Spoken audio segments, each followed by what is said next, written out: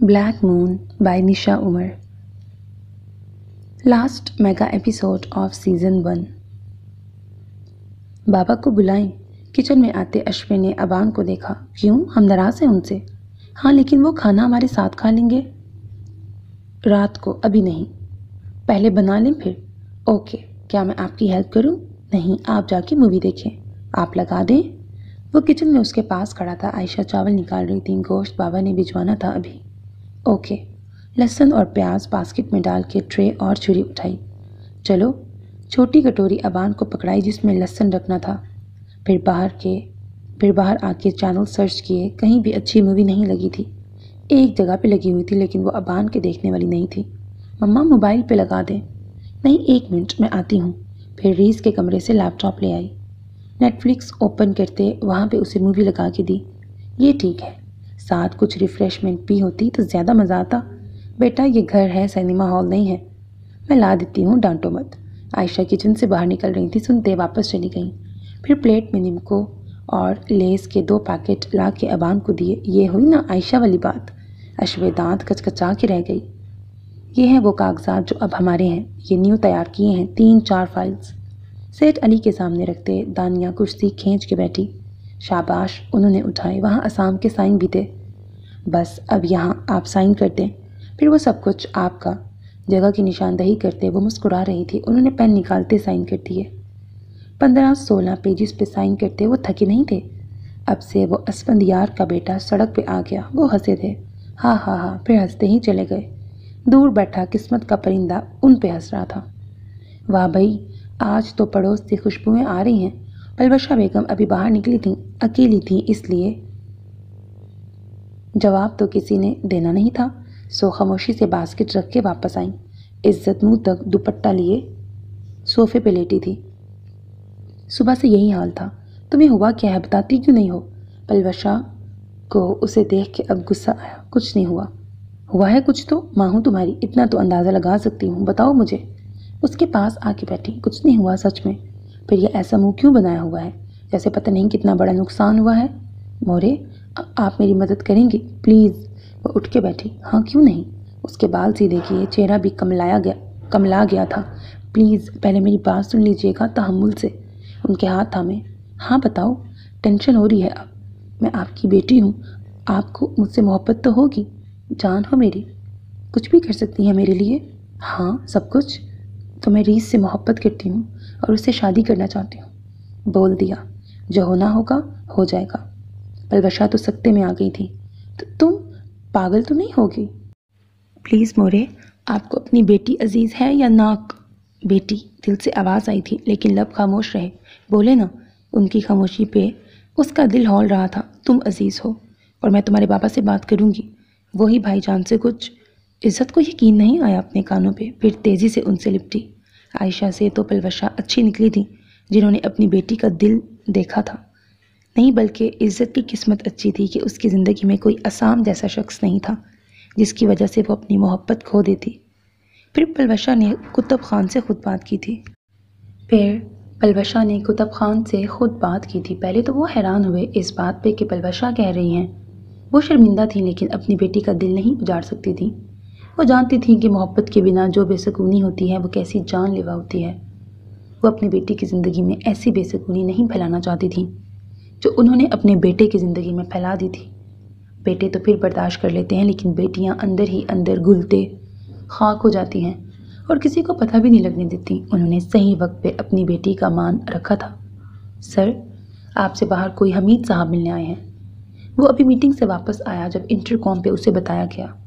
सामने लगी स्क्रीन पे नज़र डालते उसे अंदर बुलवाने का कहा। फिर टेबल पे बिखरे पेपर सेट करके रखे। उनके आने तक टेबल नॉर्मल हालत में आ चुका था। अस्सलाम वालेकुम। वो झिझके। बराह रास्त वो बहुत दिनों बाद बात कर रहे थे। वालेकुम सलाम, आई बैठे। बैठे बैठे सामने चेयर की तरफ इशारा किया। वो खामोशी से बैठ गए। कहें कैसे आना हुआ? असाम के माथे पर शिकने नमूदार हो रही थी। उनके हाथ में एक फ़ाइल थी। ये तुम्हारी अमानत लौटाने आया था। फ़ाइल उनके सामने रखी। उसमें वो तमाम चीज़ें हैं जो तुम्हारे वालिद साहब ने तुम्हारे लिए मुझे अमानत रखवाई थी। अब आपका कौन सा ड्रामा है? फ़ाइल खोलते उन्हें तंज़िया नज़रों से देखा। वो खामोश बैठे रहे। जानते थे उनका कोई लफ्ज़ असाम को सच्चाई नहीं समझा सकता जब तक कि वो खुद ना देख ले। असाम ने तमाम पेपर्स देखे। उसमें फैक्ट्री के कागजात थे, उनके घर के, उसके अलावा बैंक में मौजूद रकम जो अशरे के नाम पे था, उसके अलावा उसकी माँ के ज़ेवरात की स्टेटमेंट्स, सब कुछ था। ये क्या है? वो हैरान हुआ। ये सब तुम्हारा है, जो अशवे के 18 साल के होने तक मेरा था, फिर अशवे का, और अशवे तुम्हारी है। सब कुछ तुम्हारा है, तुम्हारे वालिद साहब की अमानत। उसे आसान लफ्ज़ों में समझाया। मुझे नहीं समझ आ रही ये सब क्या है। घर के कागजात, फैक्ट्री के ये लेटर्स, ये सब तो मेरे पास भी हैं। आप आखिर क्या बताना चाह रहे हैं? ये ओरिजिनल कागजात हैं और जो तुम्हारे पास हैं वो सब उनकी कॉपी थे। ये लेटर है असफन साहब का, तुम खुद पढ़ लो। मैं कैसे मान लूँ? तुम्हें मानना पड़ेगा क्योंकि इसमें सब सच लिखा है। तुम्हारा दिल गवाही देगा। दोपहर के 2 बज रहे थे। तपती दोपहर में वो बाइक पे सिर्फ उसकी अमानत उसे देने आए थे। आप ये सब मुझे पहले भी दे सकते थे। हाँ, दे सकता था, लेकिन मैंने मामला ठंडा होने का इंतज़ार किया, क्योंकि मैं अगर पहले बताता तो शायद तुम इसे मेरा कोई ड्रामा समझते जैसे अभी समझ रहे हो, और मेरी बेटी को नुकसान पहुंचाते जैसे पहले पहुंचाया, शिकवा किया। ओके, मैं देख लेता हूँ। ठीक है, मैं चलता हूँ। वो उठ गए। आगे असाम ने खुद समझना था। अल्लाह हाफिज़। वो चले गए तो असाम ने सारे पेपर्स आराम से देखे। उनमें जो लिखा था उससे मिलता जुलता उसके पास भी था, लेकिन कहीं कहीं बिल्कुल मुख्तलिफ बातें थीं। जैसे कि यहाँ जो लेटर्स थे वो अलग थे और ओरिजिनल हैंड राइटिंग में थे। जो उसके पास थे वो अलग थे और उनकी कॉपीज़ थी। वो लेटर्स वो पढ़ता जा रहा था और उसकी नसें फूलती जा रही थी। मतलब वो गलत सोचता आया था आज तक। अशफे को तकलीफ़ देने की कोई वजह नहीं थी।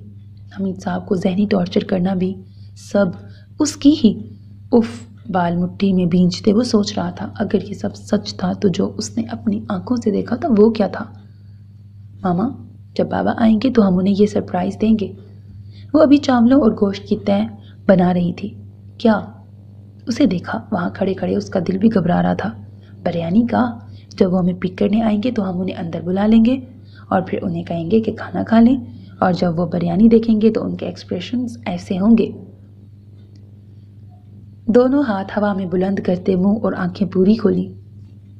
हाँ हाँ हाँ, वो तो जैसे छोटे से बच्चे हैं। नहीं, वो बच्चे नहीं हैं मेरी तरह, लेकिन जब उनका मूड अच्छा हो तो वो ऐसे सरप्राइज होते हैं।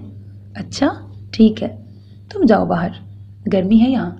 उसका अपना गर्मी से बुरा हाल था और अबान वहाँ फजूल में खड़ा था। ओके, जल्दी आ जाएं आप भी। आपकी मम्मा तो नमाज पढ़ रही हैं। वो बाहर जाने लगा, फिर रुका। वैसे मम्मा, आपने कभी पढ़ी है नमाज?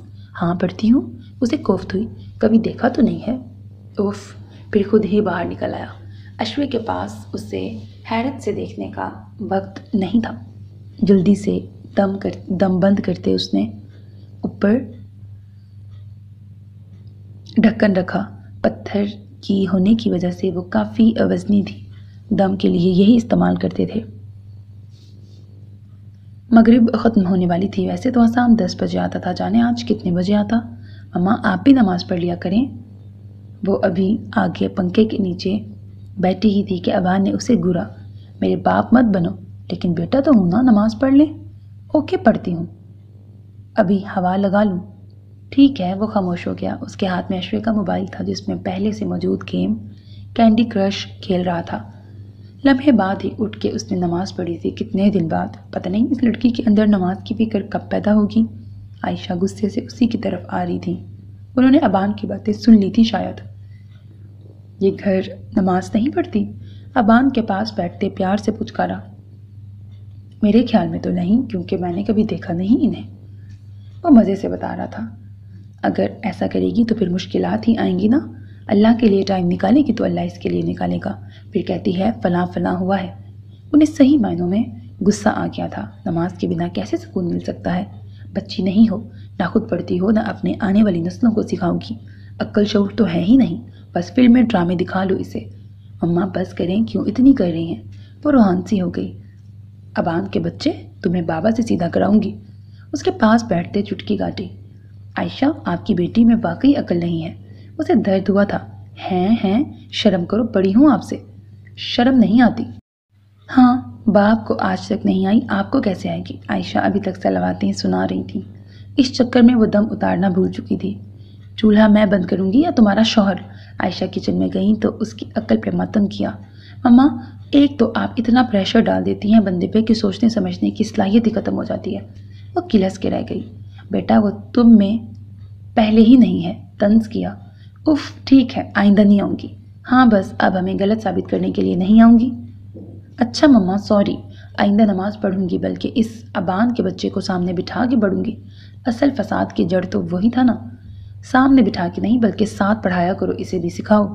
ओके, जैसा आपका हुक्म। बात ख़त्म कर दी, लेकिन मम्मा फिर भी बुड़बुड़ाती रही। अब रायता बना लो। दम उन्होंने खुद खोला था। अच्छा। वो दही उठाने के लिए फ्रिज के पास आई, दही निकाला और बस काम खराब। मम्मा, मैं नहीं करूँगी। बड़ी मुश्किल से वॉमिटिंग रोकी थी।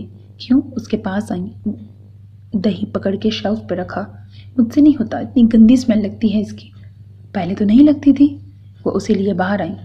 पहले भी हुआ है ऐसा। कैसा आयशा? पास ही अबान बैठा था। कुछ नहीं, तुम चुप रहो। अब की बार आयशा ने उसे घूरा। ओके, कंधे उचकाए। जी, बहुत ज़्यादा ख़राब हो जाती है तबीयत, वॉमिटिंग, और मुझे पता है मैं प्रेग्नेंट हूँ। आराम से बताया। और तुम मुझे अब बता रही हो? इतनी देर किचन में गर्मी में खड़ी रही हो। उन्हें अफसोस हुआ। नहीं खराब थी तबीयत, और आप भी तो काम करती हैं ना।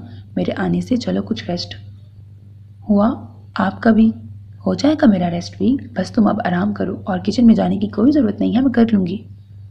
और अब जो मैं बताऊँगी वैसे ही करना है। खुशी से उसके माथे पे प्यार दिया। अबान खामोशी से सुन रहा था। ओके। पानी ज़्यादा से ज़्यादा पीना है, गर्मी में नहीं बैठना, खाना 3 टाइम पेट भर के, और फ्रेश फ्रूट भी डेली, और सबसे पहले चेकअप करवाओ अपना। ओके। अश्विन ने सर हिलाया। अबान सुन रहा था। अब तुम बैठो, मैं बनाती हूँ। मुझे सलाद के लिए सब चीज़ें यहीं ला दे, मैं बना देती हूँ। ओके। वो फिर उसे खीरे और टमाटर दे गई जो अश्वे काटती रही। वो 8:30 बजे पहुंचा था हमीद साहब के घर। वो घर पे ही मौजूद थे। अस्सलाम वालेकुम बाबा। सबसे पहले अबान उससे आके मिला था। उसके पीछे पीछे अश्वे थी, फिर आयशा। हमीद साहब अपने रूम में ही थे। फिर अश्वे ने सलाम किया, फिर आयशा ने। पहली बार ससुराल वाली फीलिंग्स आ रही थी असाम को। फिर वो लोग अंदर आए। बाबा, आज बहुत कुछ हुआ है, घर जाके बताऊंगा। अबान उसके साथ घुस के बैठा। अश्वे ने पानी ला के दिया। आज मम्मा की सही वाली हुई। अच्छा, किस बात पे? खाली ग्लास पकड़ाया अश्वे अबान को घूर रही थी। सारी बातें डिटेल से घर जाके बताऊंगा। यहाँ मम्मा ऐसे देखती रहेंगी। वो जा तो किचन की तरफ रही थी, लेकिन देख अबान को रही थी, वो भी गुस्से और बेबसी की मिली जुली कैफियत से। अगर उसे ज़रा भी अंदाज़ा होता ना कि अबान ये सब करने वाला है, तो वो उसे कभी भी अपने साथ न लाती, बल्कि असाम के साथ भेज देती। ग्लास रख के वापस आई और अबान की दूसरी तरफ बैठी। फिर ज़रा सा नीचे होकर उसे अपनी तरफ मतवज्जा किया। अगर तुमने बताया ना तो जान निकाल लूँगी तुम्हारी। बाबा देखे, धमका रही हैं। फ़ौरन से असाम को बताया। कौन? वो आयशा की बात सुन रहा था, जो दूसरे सोफे पे बैठी थी। हाँ, कौन धमका रहा है मेरे बेटे को? अश्विन ने अनजान बनने का नाटक किया। आप और कौन? असाम वापस आयशा की तरफ मतवज्जा हो चुका था। तुम घर चलो, सीधा करूँगी। अश्वे धीमी आवाज़ में गुर्राती वहाँ से उठ गई। फिर 10 बजे उन्होंने खाना खाया था। किसने बनाई है? बिरयानी प्लेट में निकालते हमीद ने पूछा। बिरयानी मम्मा ने बनाई है। हमीद साहब नाना कहें, असाम ने टोका, जबकि बाकी सब मुस्कुराए थे। नाना तो मेरी मामा के बाबा थे। वो कंफ्यूज था शायद। तो अश्वे भी ममा है आपकी, इस लिहाज से ये आपके नाना हैं। ठीक है बाबा, और आयशा को नानो कहो। असाम को हैरत हुई, किसी और ने उसे अभी तक रोका क्यों नहीं था। तुम मुझे आयशा बुला सकते हो, तुम्हारे मुंह से सुनना बहुत अच्छा लगता है। ठीक है। वो साथ साथ खा भी रहे थे। खाना खा के कुछ देर ही वो लोग बैठे। अश्वे बाबा के साथ बातें कर रही थी और असाम आयशा के साथ। अबान असाम और अश्वे का मोबाइल उठा के कुछ इधर उधर शेयर कर रहा था। वहाँ से निकलते असाम ने फ्रिज के ऊपर पड़ा पेन उठाया। ये वो पेन था जो उसने महाबीर को दिया था। फिर वापसी पे डॉक्टर के पास गए थे। प्रॉपर चेकअप के बाद पता चला था प्रेगनेंसी को 3 वीक हो चुके थे। असाम बहुत खुश। अगर करीब आने की पाबंदी ना होती तो वह ज़रूर अश्वे को एक बार खुद में भींच लेता। अश्वे ने बस नॉर्मल रिएक्ट किया था। अबान को फ़िलहाल कुछ पता नहीं था। बाबा, आइसक्रीम खाते हैं? अबान उन दोनों की सीट पकड़े पीछे खड़ा था। इस वक्त? अभी तो खाना खा के आए हो, अश्वे ने टोका। कोई नहीं, हमारे अबान के 2 पेट हैं। पीछे मुड़ते उसे आंख मारी। जी बिल्कुल मम्मा, एक में मैं खाना रखता हूँ और एक में आइसक्रीम। हाँ हाँ हाँ। बहुत हंसी आई। अश्विन ने दोनों को घूरा। असाम का मूड बहुत अच्छा था, इसलिए आइसक्रीम पार्लर के सामने गाड़ी रोकी। बाबा आपके पास पैसे हैं? वो और असाम दोनों बाहर निकले थे। हाँ क्यों? यार मम्मा को कपड़े तो ले दें। वहाँ आयशा सॉरी नानू के घर जाके इतना तंग किया इन्हें। वो खड़े वेट कर रहे थे कपड़ों के लिए। वो हैरान हुआ। हाँ जी, नानू कहती कि मेरे बाबा के पास पैसे नहीं हैं जो इन्हें दिला दें। ओके ओके, वो उसकी बात समझ रहा था, यानी उन्होंने अश्वे को डांटा था। वो अपने पुराने कपड़े ले रही थी। वो उसे सब बता रहा था। उन्होंने लेने से मना क्यों किया? वो साथ साथ आइसक्रीम के पैकेट पकड़ रहा था क्योंकि वो चाहती है किसी और लड़की को दे जिसकी शादी ना हुई हो। अपने दिमाग के मुताबिक उसे यही समझ आया था। अच्छा अच्छा। अब वो लोग गाड़ी के करीब आ चुके थे। जी। दरवाज़ा खोल के पहले अबान को अंदर बिठाया, फिर आइसक्रीम अश्वे को पकड़ाई और खुद बैठा। और बाबा आपने बैना डाउनलोड करनी थी ना? उसे कुछ और याद आया। बस बेटा इंस्टॉलेशन पे लगाई हुई है। अश्वे को देख के मुस्कुराहट छुपाई। ओह कितना वक्त लगेगा? वो एक्साइटेड हुआ।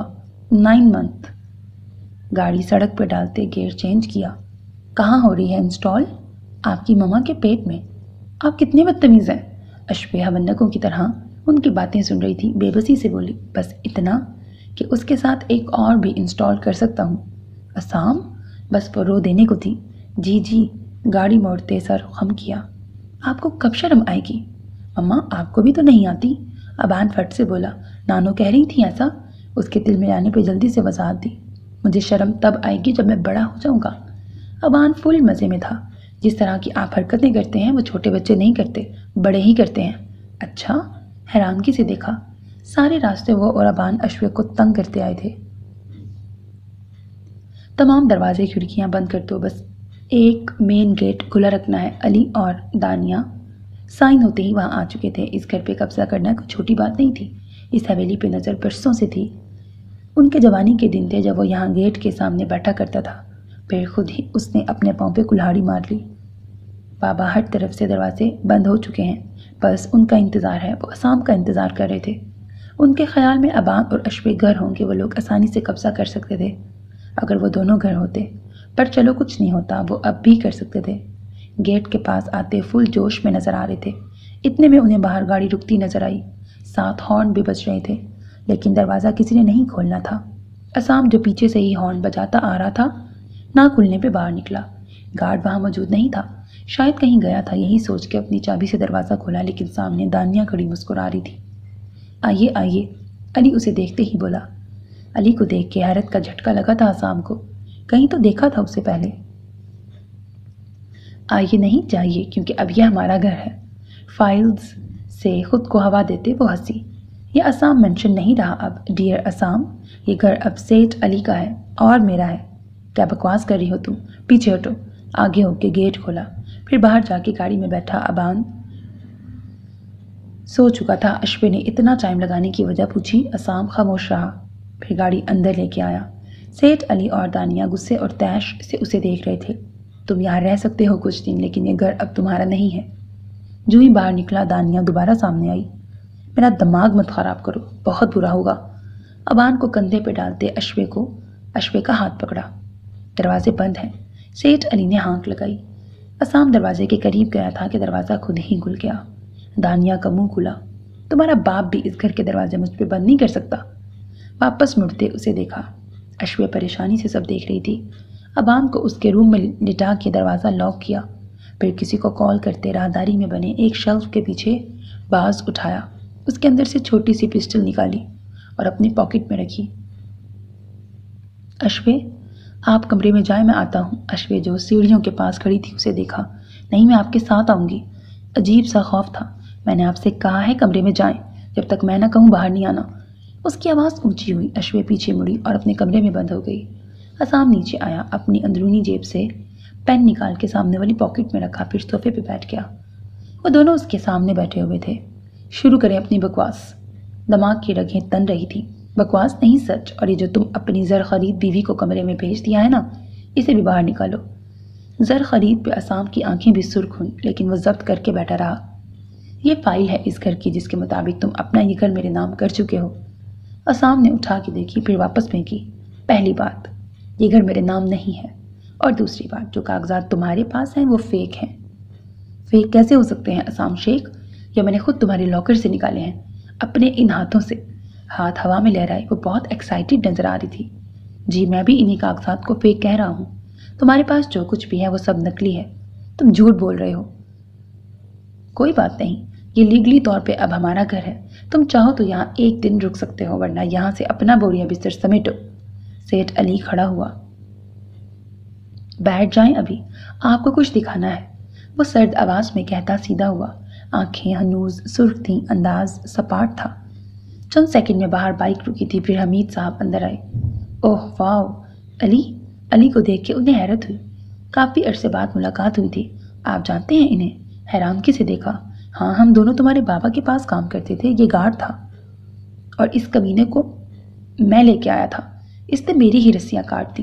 अली को गुस्सा आया हमीद को देख के। मतलब समझा नहीं मैं। तुम्हें समझ भी कैसे आएगा? अली हमीद साहब की तरफ बढ़ा। तुम्हारी वजह से मैं इस जगह से कंगाल होके गया था। आज देख तेरी बेटी को नंगे सर यहाँ से निकालूंगा। अपनी जबान को लगाम दो। असाम उठते उसके करीब आया। मेरी जबान को लगाम देने से क्या होगा? सच्चाई बदलेगी तो नहीं। अली पीछे हुआ। सच्चाई तुम्हें हमीद साहब बताएंगे। फिर हमीद ने असाम को देखा। ये फाइल्स देखने के बाद और कौन सी सच्चाई रह जाएगी मिस्टर असाम? दानिया कब से खामोश थी। इन फाइल्स में सब झूठ है और ये घर मेरे नहीं अश्वे के नाम पे है। असाम ने धमाका किया था। तुम अब झूठ बोल रहे हो। अली भड़का। नहीं, वो सच बोल रहा है। हमीद साहब बोले। ये घर अश्वे के 18 साल के होने तक मेरे नाम था, फिर ये घर अश्वे के नाम हुआ है। लेकिन तुमने ये घर अपने नाम क्यों करवाया? मुझे समझ नहीं आई। उन्हें अली वाले मामले का कुछ मालूम नहीं था। तुम भौंक रहे हो आज भी, जैसे उस वक्त भौंके थे। मैं कुत्ता हूं ना, जो उस वक्त असमद और उसकी बीवी को कत्ल कर दिया, इस घर के लिए, इस दौलत के लिए। और अब तुम कह रहे हो असाम का वजूद साकित हुआ, मतलब उसने बाबा को कत्ल किया था। रुको। इतनी आहिस्ता आवाज थी कि बमुश्किल ही वो लोग सुन पाए थे। हमीद साहब ने मेरी मम्मा के साथ? नहीं, वो सब मैंने किया था। वो सब मान रहा था। वो सब मैंने किया था ताकि मैं आराम से इस प्रॉपर्टी का मालिक बन जाऊं, पर तुम्हारे उस जलील बाप ने सब कुछ इस कमीने को दे दिया। इतनी बड़ी सच्चाई आज असाम को पता चली थी। असल में तो वो बेवकूफ़ बना था। इसे कहते हैं कभी कभी आंखों देखा भी सच नहीं होता। हाँ हाँ, वो हंसा। और मैं सज़ा किसे दे रहा था? बेसाख्ता उसका हाथ पॉकेट की तरफ गया। गन निकाली। ठा ठा 3 गोलियां अली के सीने में पेवस्त की। अचानक इस अफ्ताद के लिए कोई भी तैयार नहीं था। अश्वे जो कब से अंदर बैठी खौफ से कांप रही थी, बाहर से आती ऊंची ऊंची आवाज़ें उसका दिल हौला रही थी। गोली की आवाज़ भी उसकी ठीक निकली थी। आगे होके असाम ने पूरी गन उस पर खाली की थी।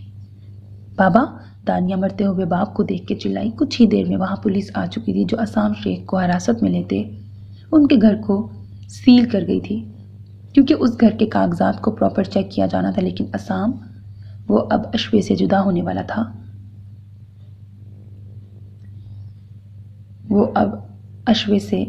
वाला था। क्या?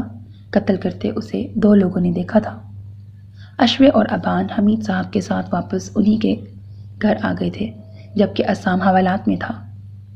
क्या मैं अपने वकील को एक कॉल कर सकता हूँ? कॉरिडोर में चलते उसने साथ चलते इंस्पेक्टर से पूछा। जी जी सर, क्यों नहीं। वो असाम को पहले से जानते थे। मेरे मोबाइल में है नंबर। उसने अपना मोबाइल दिया तो असाम ने टोका। फिर आपको कुछ देर इंतज़ार करना पड़ेगा। कुर्सी पर बैठने का इशारा करते इंस्पेक्टर ने कागजात निकाले। असाम बैठ गया। मेरे पास कुछ है आपको दिखाने के लिए। फिर उसने वो सीक्रेट कैमरा इंस्पेक्टर के हवाले किया। उन्होंने फ़ौरन से लैपटॉप से कनेक्ट किया था। वो सब देखते रहे। सब कुछ मौजूद था, कत्ल भी, और जो वहाँ बातें हुई थी। इसमें तो ये भी साबित होता है कि कत्ल आपने किया है। जी सर, मैं अपने हिस्से की सज़ा भुगतने के लिए तैयार हूँ, लेकिन ये जो मुजरिम हैं उन्हें खुले आम नहीं घूमने दे सकता। ठीक है, वैसे अगर आप अपने केस में चाहें तो दियत की ऑफ़र भी कर सकते हैं उन्हें। आप कन्विंस कीजिएगा। ओके, आई विल ट्राई, लेकिन आपको आपके जुर्म की सज़ा भी मिलेगी। जी मैं जानता हूँ। वो कुछ डिप्रेस था। सूरत हाल इस तरह ख़राब हो जाएगी एकदम से किसी को भी नहीं पता था। वो कितने खुश थे, नज़र ही लग गई थी। अश्वे और अबान की अलग टेंशन थी। कुछ देर बाद वहाँ दानिया आई थी अपने वकील के साथ, असाम के आईब्रो तने। मुझे कंप्लेन करनी है अपने बाप के कत्ल की। कुर्सी के सीट के बैठते हुए असाम को देख रही थी। उसका अंदाज ऐसा था कि असाम ने बमुश्किल सब्र के घूंट पिए थे। साहब को मोबाइल ला के दो। कुछ लिख के उसने असाम की तरफ बढ़ाया, फिर पास खड़ी कांस्टेबल से कहा, यस सर। वो बाहर चली गई। जी बीबी, शुरू करें। आप कंप्लेन लिखें। वो तो मैं लिख लूँ, लेकिन इससे पहले आपको एक ऑफ़र करता हूँ। असाम पेपर पढ़ रहा था। मुझे किसी भी किस्म की ऑफ़र नहीं चाहिए। मुझे कत्ल का बदला कत्ल चाहिए। देखें बीबी, अगर आप कत्ल के बदले कत्ल चाहती हैं तो ऐसा हो नहीं सकता। क्यों नहीं हो सकता? अब आपने रिश्वत ले ली होगी इनसे। ज़बान संभाल के बात कीजिए। अगर कत्ल के बदले कत्ल करना है तो फिर ये किसी भी सज़ा के मुस्तहिक नहीं होते। इन्होंने अपने बाप के कातिल को मारा है। अब मुस्कुराने की बारी असाम की थी। आप मुझे कानून मत सिखाएं। अगर कत्ल बाप का किया है तो बेटा सज़ा क्यों दे रहा है?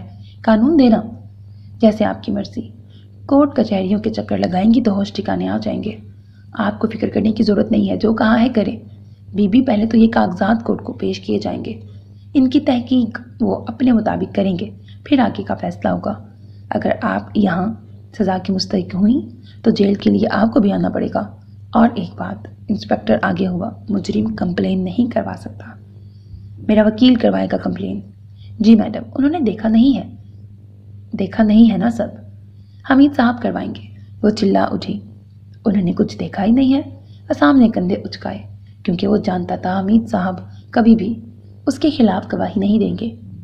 आप लोग ऐसा नहीं कर सकते। आप तामुल से बात सुन लें मेरी। कंप्लेन लिखना और करवाना आसान है, उसके बाद जो होगा वो आपके लिए असाम साहब से कई ज़्यादा मुश्किलात खड़ी कर सकता है।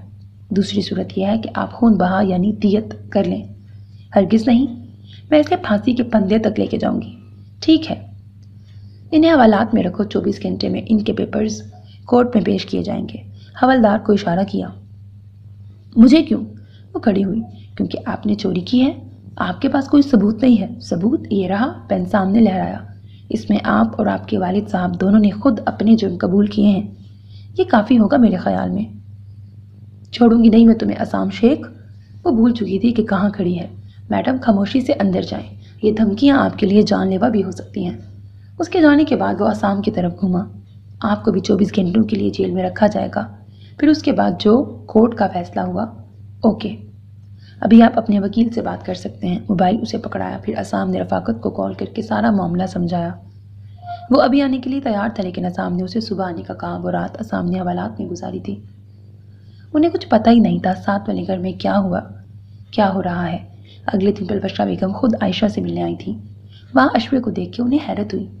ये कब आई है? हाल चाल पूछने के बाद पूछा।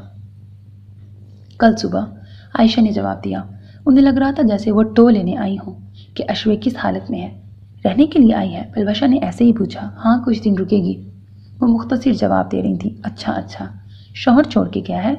नहीं, हमीद साहब लेके आए हैं। अच्छा, चलो सही है। माँ बाप से मिल लेगी तो। आपको कुछ काम था? उन्हें बिल्कुल अच्छा नहीं लग रहा था। अश्वे की भी तबीयत ठीक नहीं थी। अबान रीस के साथ बाहर गया था। हमीद साहब थाने असाम के लिए खाना लेके गए थे। नहीं, मैं बस ऐसे ही। उन्हें बात करने में इतनी दिक्कत हो रही थी, कुछ समझ नहीं आ रहा था कैसे शुरू करें। ऊपर से आयशा का सपाट अंदाज। मामा, अश्वे को थाने बुलाया है। रीज अपनी जोन में अंदर आया था। थाने? खैरियत है? पलवशा के कान खड़े हुए। आयशा रीज को देख के रह गई। मजबूरन आयशा को सारी बात बतानी पड़ी। पता नहीं कैसे लोग दूसरों को तकलीफ दे लेते हैं। उनके दुख में शरीक होना चाहा। तुम अश्वे से कहो तैयार हो जाए, मैं भी साथ चलूंगी। तबीयत सही नहीं है उसकी। हाय, क्या हुआ उसकी तबीयत को? कुछ नहीं, बस उम्मीद से है ना, तो इसलिए। ये बताते हुए आयशा के दिल में ठंड पड़ी थी। मुबारक हो फिर तो। शुक्रिया। इतनी देर में अश्वे चादर लिए बाहर आई थी।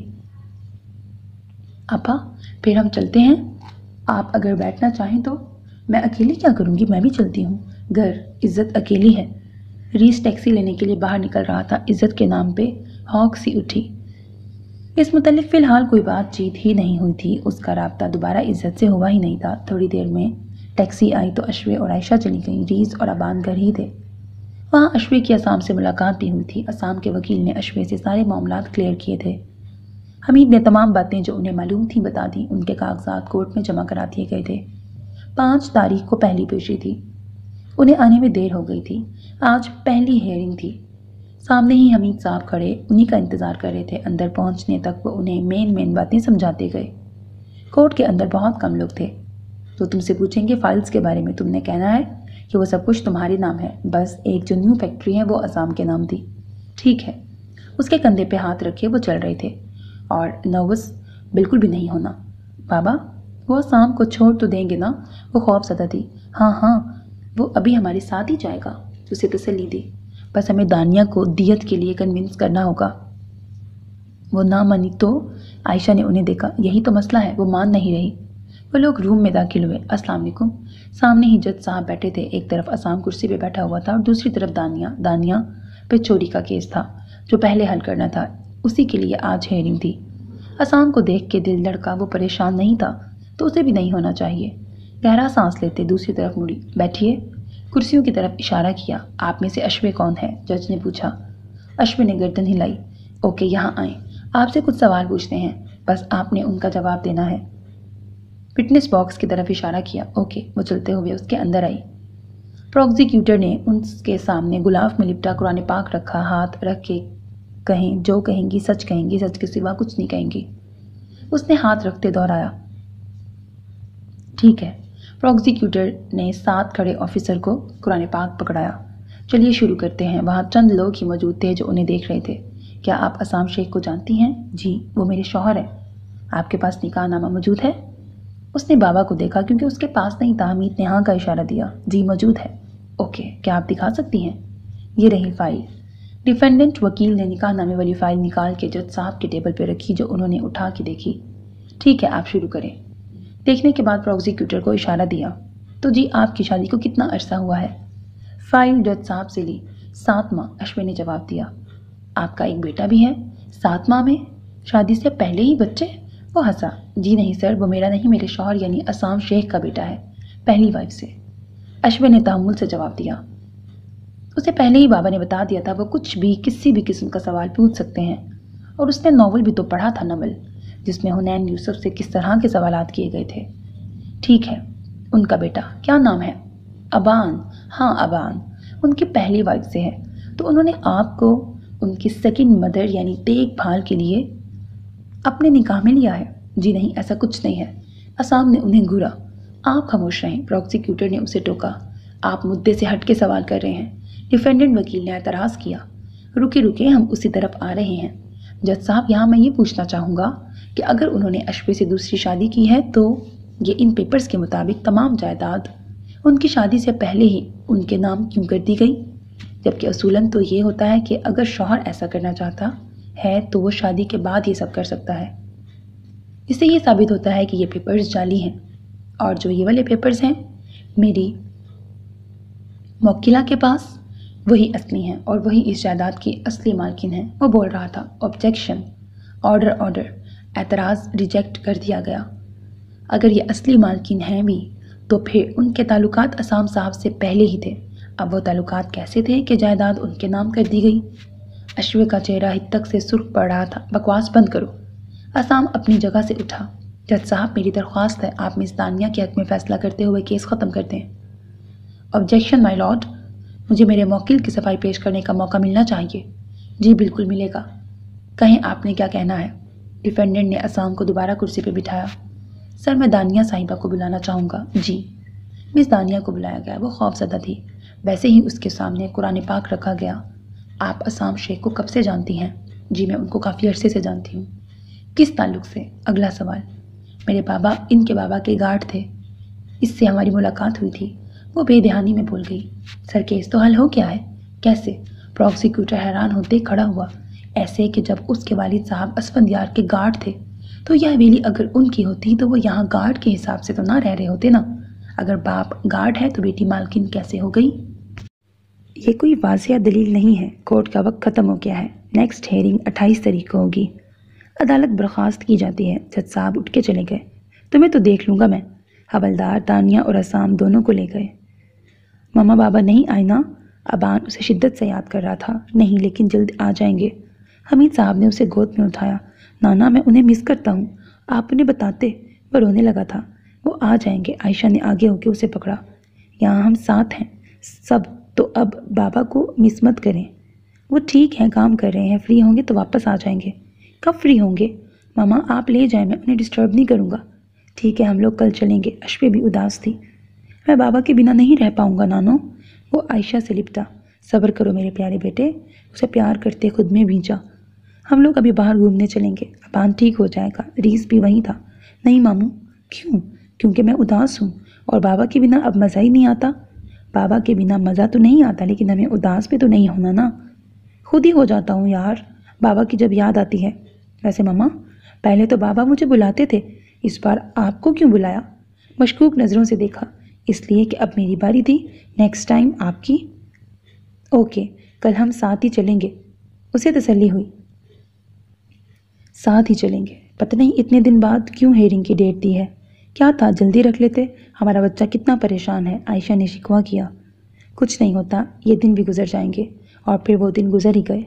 असाम के घर को बाइसत बरी कर दिया गया था। दानिया के कागजात को जाली करार देते तमाम चीज़ें अश्वे को ही सौंप दी गई थी। दानिया को उम्र कैद के साथ साथ करोड़ों का जुर्माना भी हुआ था, क्योंकि उसने कोई छोटी मोटी नहीं बल्कि करोड़ों के हिसाब से जायदाद पर डाका डाला था। असाम अभी जेल में था। अगर दानिया दियत के लिए ना मानी तो उसे भी 25 साल उम्र कैद हो सकती थी। अगर दानिया नहीं मान रही दियत के लिए, तो मकतूल के और कोई बाले वारिस भी तो होंगे ना। वकील साहब उस वक्त रफाकत के कैबिन में बैठे थे। जहाँ तक मेरा ख्याल है उनकी बीवी की वफ़ात हो चुकी है। फिर भी मैं जाऊँगा उसके घर, जितना जल्दी हो सके। इस हेयरिंग से पहले हमें दियत के लिए कुछ करना है, नहीं तो फिर 25 साल की सज़ा हो सकती है। नहीं नहीं, ऐसा कुछ नहीं होगा। मैं बस अभी निकलता हूँ। बल्कि एक काम करें, आप भी मेरे साथ चलें। अगर कोई मिले तो हम उससे पेपर वर्क करवा सकें। जी ठीक है। फिर वो दोनों कुछ देर में वहाँ से निकले। सेठ अली के इलाके तक पहुँचने के लिए उन्हें काफ़ी वक्त लग गया था। ये सेठ अली का घर कहाँ मिलेगा? एक औरत जो बच्चे को उठाई कहीं से आ रही थी उससे पूछा। जी उनका घर तो नहीं है, हवेली है। वो सामने जो सुर्ख रंग की दीवारें नज़र आ रही हैं वो, उसने इशारा करते बताया। ओके शुक्रिया। अल्लाह करे कोई तो मिल जाए जो हमारी मदद करे। हवेली के सामने गाड़ी रोकते हुए उतरे। जी मिस्टर अली से मुलाकात हो सकती है? साहब उनकी तो वफ़ात हो चुकी है। ओह, अफसोस का नाटक किया। उनके घर में किसी से मुलाकात हो सकती है? जी साहब, उनकी बीवी हैं, आप उनसे मिल सकते हैं। ठीक है। वो अंदर की तरफ बढ़े। साहब आप यहाँ रुकें, मैं पूछ के बताता हूँ। ठीक है। वो लोग रुके। बात सुनो। वकील ने गार्ड को रोका। जी। वो रुका। अंदर जाके कहना कि अली साहब के वकील आए हैं। जी सर, ठीक है। वो चला गया। फिर कुछ देर बाद वापस आया और उन्हें अंदर ले गया। ड्राइंग रूम में बिठाते इंतज़ार का कह के वो खुद चला गया। शुक्र है बस वो लालची औरत हो, आसानी होगी हमारे लिए। अस्सलाम वालेकुम। एक 25-26 साल की नौजवान लड़की अंदर दाखिल हुई। वालेकुम सलाम। वो खड़े हुए। बैठे बैठे उन्हें इशारा करते वो खुद भी बैठ गई। वो दरअसल हम लोग एक मकसद के लिए आए हैं। जी कहें। वो समझदार लग रही थी। अपने हुलिये से एक पुरवकार लड़की। आप जानती होंगी अली साहब का कत्ल हुआ है। रफाकत ने बात शुरू की। जी जानती हूँ, और मुझे किसी की कोई कंप्लेन नहीं करनी और ना ही मुझे किसी पे शक है। शायद पहले भी उनके पास पुलिस आ चुकी थी, इसलिए उकताहट से जवाब दिया। नहीं, हमारा ऐसा कोई मकसद नहीं है।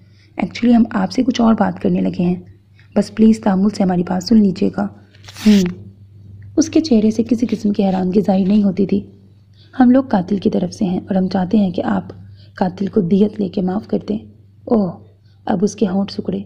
ठीक है, मुझे मंजूर है। उसके चेहरे पे मुस्कुराहट आई। सच कह रही हैं? उन्हें यकीन नहीं आया। जी सच कह रही हूँ। आपका और मेरा मजाक का रिश्ता तो है नहीं। ओके, प्लीज़ आप यहाँ साइन कर दें और आपको चेक लिख के देता हूँ। साइन करवा के दियत की रकम चेक पे लिख के दी, जो पाकिस्तानी रुपए के मुताबिक आज के दौर में 52,43,814 थे। मुकम्मल तस्दीक के बाद उन्हें कल कोर्ट आने की दरख्वास्त भी की थी। साथ अपना निकाहनामा भी लेके आने का कहा। वो लोग वहाँ से आधे घंटे में वापस आ गए थे। उनका काम हो गया था। अब दानिया की क्या मजाल कि वो असाम की आज़ादी की राह में रुकावट बनती। मामा आज बाबा को आज़ाद कर देंगे ना? उसे रीस ने सब बता दिया था। इंशाल्लाह। अश्वे तैयार हो रही थी। आज आखिरी हेयरिंग थी। जब बाबा आ जाएंगे फिर हम अपने घर चलेंगे। वो उसके जूते निकाल के सामने रखते हुए बोला। जी ज़रूर, बस बाबा के लिए दुआ करना। जूते पहनते अपना बैग उठाया। आ जाओ बेटा। हमीद साहब उसे बुलाने के लिए दरवाजे पे आए तो वो अबान के बाल सीधे करते उनके पीछे बाहर निकल आई। एक माह से वो इसी रूम में रह रहे थे। उन्हें घर वापस कर दिया गया था, लेकिन आयशा नहीं चाहती थी कि इस हालत में वो अकेली रहती। टैक्सी में बैठते उसने मोबाइल निकालने के लिए बैग में हाथ डाला। हाथ से वो बॉक्स टकराया जो उसे असाम ने दिया था। उसे बहुत कुछ याद आ गया। उसमें नोज़ पिन थी। वो पहले देख चुकी थी, लेकिन उसने कभी नोज़ पिन यूज़ ही नहीं की थी। नाक ही नहीं सिला था तो वो कैसे पहनती। मम्मा, अगर टाइम है तो हम कोई कुछ देर ज्वेलर की शॉप पे रुक सकते हैं। क्यों? इस वक्त ऐसे हालात में तुम्हें ज्वेलरी चाहिए? उन्होंने डांटा। नहीं, बस काम है छोटा सा, प्लीज़। बाबा प्लीज़, आप रुकवाइएगा। आयशा की घूरी को इग्नोर करते बाबा से कहा। ओके, देखता हूँ। उन्होंने हामी भर ली थी। कुछ देर बाद वो ज्वेलर से नाक बनवा रही थी और आयशा उसे सदमे से देख रही थी। उसने नोज़ पिन अपनी दी थी। दर्द तो बहुत हुआ था, लेकिन वो असाम की खुशी के लिए बर्दाश्त कर सकती थी। तुम पागल हो? आयशा बमुश्किल बोल पाई। हाँ जी, अब आपने शादी करवाई है तो मुझे शौहर की पसंद का ख्याल भी तो रखना है ना। आँख से निकलता पानी साफ करते वो दर्द बर्दाश्त करते सुर्ख हो रही थी। हाँ, अल्लाह नसीब अच्छे करे। उन्हें अच्छा लगा था, लेकिन वक्त ठीक नहीं था। पर अश्वे जानती थी इससे बेहतरीन वक्त कोई नहीं हो सकता। असाम से दूर होने के बाद उसे समझ आया था कि उसके बिना वो रह ही नहीं सकती। पहले जब 2 हफ्तों के लिए गया था तब भी उसकी ऐसी ही हालत थी, लेकिन वो समझ नहीं पाई थी। लेकिन अब वो फैसला कर चुकी थी कि असाम को कभी खुद से दूर नहीं करेगी। आधे घंटे में वो लोग कोर्ट पहुंच चुके थे। वकील और रफाकत पहले से ही रूम के बाहर बैठे कुछ डिस्कस कर रहे थे। उनसे मिलते वो लोग भी अपनी बारी का इंतज़ार करने लगे। 10 मिनट बाद उन्होंने जाना था। सेठ अली की बीवी अभी तक नहीं पहुंची थी। उन्होंने स्टेटमेंट लिखवा तो ली थी, लेकिन कोर्ट के सामने दियत कबूल करना ज़रूरी था। सिचुएशन फिर से संगीन हो रही थी। वक्त गुजर रहा था। 10 मिनट लंबे हो रहे थे। अस्सलाम वालेकुम। टिक टिक की आवाज़ उनके करीब रुकी। मुस्कुराती हुई वो लड़की। वालेकुम सलाम मिसेस सेठ, बहुत शुक्रिया आपके ताउन का। रफाकत ने उसे देखते जगह दी। हाँ, इट्स ओके, इसमें मेरा ही फ़ायदा है तो मैं क्यों ना आती। वो इंतहाई खूबसूरत थी। उसकी मुस्कुराहट से गाल पे नन्हा सा गढ़ा नुमाया हुआ। वो उसकी छोड़ी हुई जगह पे बैठी। और मुझे मिसेस सेठ मत कहा करें, मेरा नाम नौशीन है। आप मुझे मेरे नाम से ही पुकारें। ठीक है। कुछ देर में उन लोगों को बुलाया गया था। हेयरिंग शुरू की गई। अश्वे और अबान सबसे पहली लाइन में बैठे थे। दूसरी में हमीद साहब और आयशा थे। और लोग भी थे। मुलजिम को लाया जाए। असाम को बुलाया गया था। पुलिस कस्टडी में असाम को विटनेस बॉक्स में लाया गया। बड़ी हुई दाढ़ी, बड़े हुए बाल, 1 महीने में उसका हुलिया तब्दील हो गया था। अश्विन ने उसे एक नज़र देखा। नाक में अभी भी हल्का हल्का दर्द हो रहा था। जी, अदालत की कार्रवाई शुरू की जाए। जज ने इजाज़त दी। उम्मीद है कि आज आखिरी बार आपको हमारे लिए सहमत होगी जज साहब। मैं आपको बताना चाहता हूँ कि सेठ अली की बेवा नौशीन साहिबा ने दियत लेने का फैसला किया है। फाइल जज साहब के टेबल पर रखते वकील ने कहा। Objection my Lord. प्रोसिक्यूटर फ़ौरन खड़ा हुआ। अगर प्रोसिक्यूटर कोई सवालात करना चाहें तो कर सकते हैं मिस नौशीन से। वो जानता था आराम से तो नहीं बैठेगा। जी, मैं उनकी बेवा को बुलाना चाहूँगा। उनको विटनेस बॉक्स में बुलाया जाए। जज ने इजाज़त दी। नौशीन पूरा एतमाद चाल चलते अंदर आई। उसके सामने कुरान पाक रखते उससे हल्फ लिया गया। आपकी उम्र क्या है मिस नौशीन? प्रोसिक्यूटर ने शुरू किया। जी, 27 साल। और आपके मरहूम शौहर की? वो 60-70 के करीब होंगे। तो आपको क्या ऐसी ज़रूरत थी उनसे शादी करने की, या आप झूठ बोल रही हैं? मुझे ज़रूरत नहीं थी, उन्हें ज़रूरत थी। बेबाक अंदाज। कैसी ज़रूरत? जिस्मानी ज़रूरियात जो हर मर्द को किसी भी औरत से होती हैं। अब मैं बात शेयर करके तो नहीं बता सकती ना। गला खंकारते वकील शायद शर्मिंदा हुआ। आप उन्हें मना कर सकती थी। क्या आप उनके बैंक बैलेंस से इम्प्रेस हुई थी? नहीं, मुझे उन्होंने ख़रीदा था 5 लाख में। सबकी नज़रें नौशीन पे थीं। मैं समझा नहीं, क्या कहना चाहती हैं? मैं एक तवाइफ खाने की बेबस तवाइफ थी, जैसे वहाँ की रानी ने बेच दिया था सेठ के हाथों।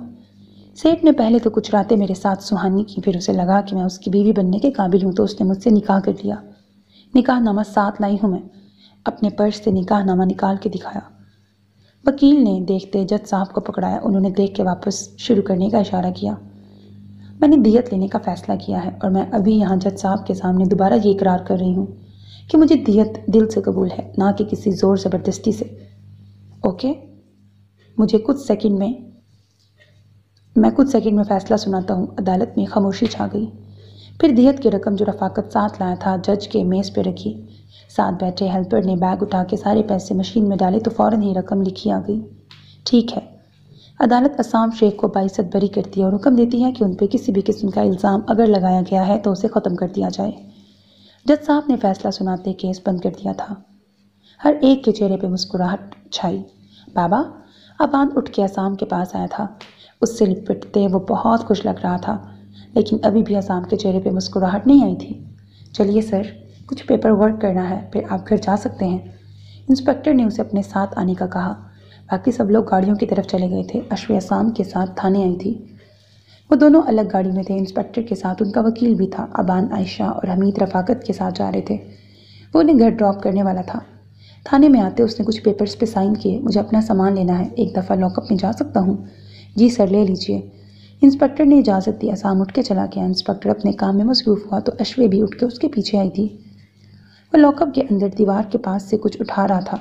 आहट पे पीछे मुड़ के देखते सीधा हुआ। मैं आपसे दूर नहीं रह सकती। वो भाग के उसके करीब आई।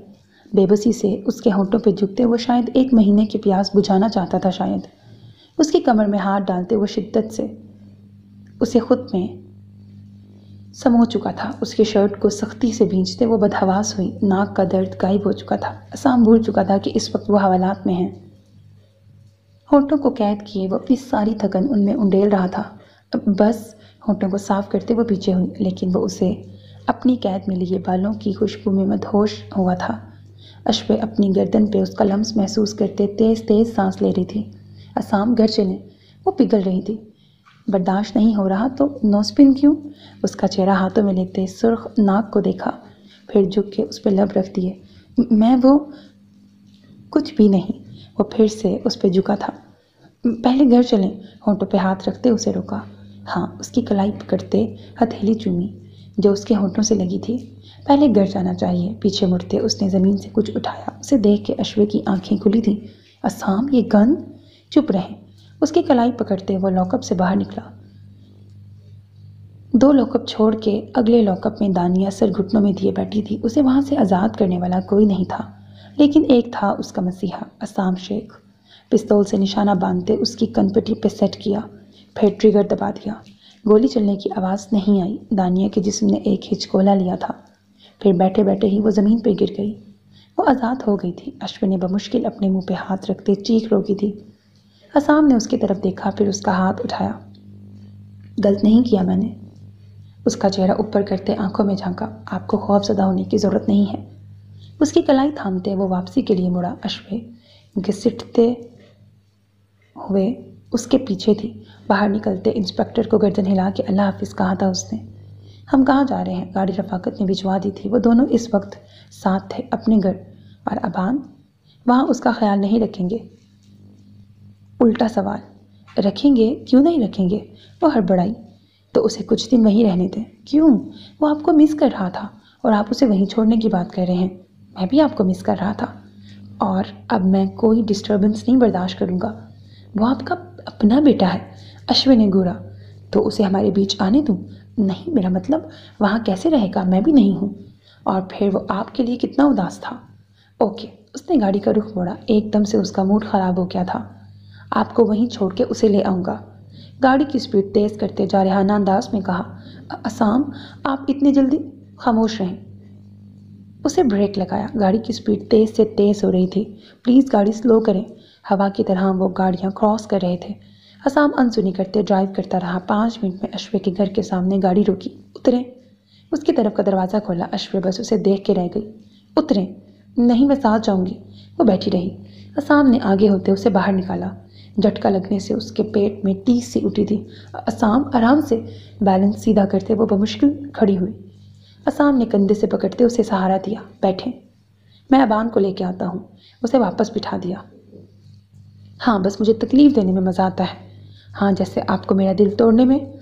अगर दिल तोड़ना होता ना तो ये नोज़ पिन इस वक्त यहाँ ना होती। उंगली से नाक की तरफ इशारा किया। तो फिर मुझसे फ़रार क्यों होना चाह रही हैं? फ़रार नहीं होना चाहती, बस अबान को साथ लेके चलते हैं। उसे उसकी भी फिक्र थी। वो जानती थी अबान ने उसे कितना मिस किया था।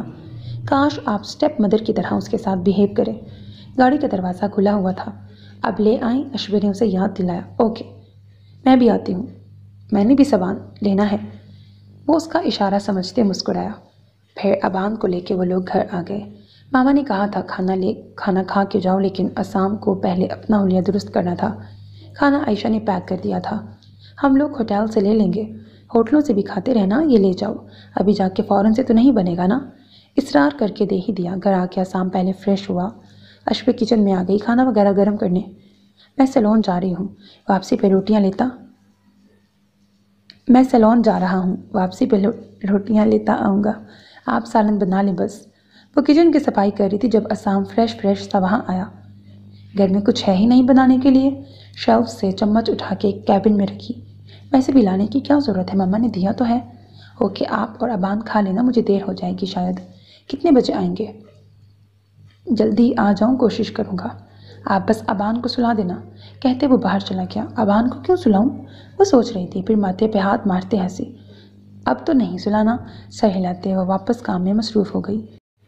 भाई की शादी पे भी नहीं आओगे? इज़्ज़त अपने कमरे में लेटी छत को घूर रही थी। फिर कुछ सोचते रीस को मैसेज किया। 10 मिनट, फिर 20 मिनट, फिर आधा घंटा गुजर गया। रीस का जवाब नहीं आया। आजकल ऐसा ही हो रहा था। उनकी फ़ेस टू फेस बात हुए 2 माह होने के करीब थे। पलवशा ने आयशा से बात की थी, लेकिन उन्होंने कह दिया था कि वो रीस की मंगनी कर चुके हैं। उन्हें कन्विंस करना अब पलवशा की बस की बात ही नहीं थी। सेम वही सब जैसे अश्वे के लिए पलवशा करती थी, अब आयशा कर रही थी। इज़्ज़त भी कुछ संभल गई थी। रीस से बात होती थी, लेकिन बहुत कम। जब भी होती वो ऐसे ही रिप्लाई करता था। शायद वो उससे थक चुका था। 3 घंटे बाद उसका जवाब आया था, शायद। एक लफ्ज़ बस, ठीक है। इज़्ज़त फ़ौरन रिप्लाई कर देती थी। अश्वे चली गई, उसका कोई मैसेज नहीं आया तो इज़्ज़त ने दोबारा किया, जी। फिर एक लफ्ज़ी जवाब, असाम भाई रिहा हो गए? दोबारा मैसेज किया, हाँ जी, आज ही हुए हैं। वो मूवी देख रहा था। अच्छा, इज़्ज़त ने रिप्लाई किया। उस तरफ से कोई मैसेज नहीं आया। इज़्ज़त ने मोबाइल रख दिया। वो खुद पे इतना कंट्रोल करती थी, फिर भी दिन में 1-2 बार वो रीस को मैसेज कर ही लेती थी। महापीर की शादी में भी 20-22 दिन रहते थे। उसकी तैयारी में मशगूल पलवशा इज़्ज़त को देख ही नहीं रही थी। उन्हें लगता था अगर वो उसे देखेंगी तो शायद अपने बेटे की खुशियों को भूल जाएंगी। उनसे दिल उचाट हो जाएगा। पहले ही वो उसके साथ इतना कुछ कर चुकी थी, अब और नहीं। इज़्ज़त के लिए अभी बहुत वक्त था। उन्हें यकीन था उनकी बेटी भी अपने हिस्से की खुशियाँ ज़रूर हासिल करेगी। रात को जब वो वापस आया तो अबान अश्वे से लिपटा सो रहा था। वाह, आज की रात तो मेरी बारी है। और ये मोहतरम आगे होके उसे अश्वे से अलग किया। बाबा आप आ गए? उसने पट से आंखें खोली। नहीं, आप ख्वाब देख रहे हैं, वापस सो जाएं। आप भी यहीं सो जाएं। दोबारा अश्वे की तरफ खिसकते उसके लिए जगह बनाई। नहीं बेटा, आप अपने कमरे में सोएंगे। बाबा क्या है यार, मुझे मम्मा के साथ सोने की आदत हो गई है, आप चले जाएं। वह उठ के बैठा। मुझे भी आदत है और मेरी ज़्यादा अरसे की आदत है। वो भी बच्चा बना। एक काम करते हैं। कुछ सोचते उसने असाम को देखा। वो उसे बड़े ज़ब्त से देख रहा था। मम्मा को दरमियान में करें, एक तरफ आप सो जाएं, एक तरफ मैं। जी नहीं, चुपचाप अपने रूम में जाएं। पापा क्या है, आपको डिस्टर्ब नहीं करूँगा मैं। बेटा तुम ना भी करो तो तुम्हारे सामने कुछ नहीं कर सकता मैं। वो विस्परिंग में बात कर रहे थे। आपको ऐसा क्या करना है जो मेरे सामने नहीं कर सकते? बता भी नहीं सकता। वो उलझा। तो मैं सो जाऊँगा ना, आप कर लेना। उठो यहाँ से। असाम ने ज़बरदस्ती उसे उठाने की कोशिश की। मम्मा मम्मा। अबान की आवाज़ ऊंची हुई और अश्वे की आंख खुल गई कि क्या हो रहा है। उसे समझ में नहीं आया कुछ। असाम अबान को घूर रहा था और अबान रूहान सा हुआ उसे देख रहा था। ये आपने इसे अपने साथ सुलाने की आदत क्यों डाली है? जा ही नहीं रहा अब यहाँ से। मम्मा के घर में ज़्यादा रूम नहीं थे, साथ ही तो रीस के साथ सुलाना था इसे। क्या हो गया है असाम? उसके माथे के बल अश्वे को बिल्कुल भी अच्छे नहीं लगे। इसे अपनी ज़बान में समझा दें, वरना मेरी बातें आपको ही बुरी लगेंगी। वो अश्वे पे गुस्सा होने लगा। अच्छा जाता हूँ, आप तो बस डांटने ही लग जाते हैं। अबान बेड से उतरते जूते पहनने लगा। मम्मा, बाबा ने आपको सोने नहीं देना, मैं बता रहा हूँ। जाते जाते अश्वे को देखा। इसीलिए आपको भगा रहे हैं कि हम जाग सकें, असाम ने उसे जताया। असाम? अश्वे ने दांत कचकचाए। तो मैं भी जाग लूँगा। अबान रुका। तुम जाओ मेरे बाप, तुम्हारा यहाँ कोई काम नहीं है। असाम ने उसे बाहर धकेला। लॉक मत कीजिएगा, मुझे वापस भी आना पड़ सकता है। मैं दोनों लॉक लगाऊंगा, कोई मसला हुआ तो खुद ही सॉल्व कर लेना। उसे कमरे का रास्ता दिखाते दरवाज़ा बंद कर दिया। वीडियो बना लीजिएगा मम्मा, मैं देखूंगा पापा क्या करते हैं। वो बाहर निकलते निकलते कह गया। आप इसे क्यों ख़राब कर रहे हैं? अश्विनी ने उसे टोका। ऐसे करेगा तो किसी दिन इसे मैं कहीं छोड़ आऊँगा। बेड पे बैठते जूते उतारे। आपकी अपनी ही औलाद है ना? मशकूक नज़रों से देखते अश्वे पीछे सिरकी दी, क्योंकि असाम का हाथ उसकी शर्ट को पकड़ चुका था। यही तो मसला है सारा, मेरी ही औलाद है। दूर होती अश्वे को अपने करीब किया। ये आपके आने से पहले बड़ा शरीफ था, आपने पता नहीं क्या खिलाया है इसे। उसके बालों को समेटते जूड़ा बनाया। यहाँ कुछ लगा लेती, नाक अभी भी हल्की हल्की सुर्ख थी। उसने लगाया था, अब दर्द नहीं हो रहा। उसके सीने पे हाथ रखते उसकी गर्दन को देख रही थी। शहरक के ऊपर छोटा सा गोला बना हुआ था जो उभरा हुआ था। असाम ने उसका चेहरा ऊपर करते शरारत की, ये ज़्यादा मीठे हो गए हैं। दोबारा ऐसे ही किया। आपको वहम है। वो मुस्कुराई। अच्छा? उसकी गर्दन पे झुका। ये नमकीन है, हर हर हिस्से का अपना जायका। बाबा? ज़बान की नोक उसकी कान की लो से टकराई ही थी कि अबान की आवाज़ आई। नींद की गोलियां नहीं हैं हमारे पास? गहरा सांस लेते वो पीछे हुआ। हाँ हाँ हाँ, अश्वे खिलखिला के हंसी। ना करें यार। दरवाज़ा खोलते उसे रोका। बाबा, वो आपका सीक्रेट कैमरा लेना था। शरीफों की तरह नजरें झुकाए अबान अंदर आया, फिर ड्रेसिंग टेबल पे पड़ा कैमरा उठाया। असाम नासमझी से और अश्वे हैरत से उसे देख रही थी। ये क्यों? वो बाबा, रीज ने मुझे बताया था लैपटॉप पे कनेक्ट करना। नींद नहीं आ रही थी तो मैं आप लोगों को देख रहा था, मज़े से कहते बाहर निकल गया, जबकि असाम मुंह खोले बंद दरवाज़ा देख रहा था। हाँ हाँ हाँ, बेचारा असाम। रुके, मैं आता हूँ। असाम अबान के पीछे बाहर निकला। रुको ज़रा। वो सामने ही जा रहा था। जी बाबा। मासूमियत से उसने पीछे मुड़ के देखा। जो अभी कह के आए हो वाकई सच था। उसे लगा शायद मजाक हो। जी, आपका और मेरा इस वक्त मजाक नहीं है। मैंने देखा जब आपने मम्मा को यहाँ प्यार किया। अपने होठों पे उंगली रखते उसे शौक किया। ओके। तहम्मुल से उसे देखा। ये कोई बड़ी बात नहीं है, उन्हें बस नाक में दर्द हो रहा तो मैंने। उनकी नाक पे तो दर्द नहीं था। मासूमियत से आंखें पटपटाई। ये मुझे तो। उसके हाथ से कैमरा लिया। ये मैं तोड़ रहा हूँ। ज़मीन पे मारा। बड़ी मुश्किल से वो उसे बर्दाश्त कर रहा था। ये निकाल लिया है मैंने। कैमरा तो उसकी हथेली में था, हथेली सामने की। बड़े कमीने हो, मुंह में बुड़बुड़ा के रह गया। ये ले लें आप, अब मैंने क्या करना है वैसे भी। उसे देते वो अपने कमरे की तरफ चल दिया। असाम उसके पीछे गया। ये लैपटॉप अब हरगिज़ नहीं मिलेगा। मत दे बाबा, मैं कुछ नहीं कहूँगा। उदासी का ड्रामा करते वो अपने सिंगल बेड पे लेट गया। असाम ने ज़रा भी रहम नहीं किया और लैपटॉप उठा के अपने कमरे में ले आया। हद है यार, सारा मूड ख़राब कर दिया है उस लड़के ने। ऑन था कैमरा क्या?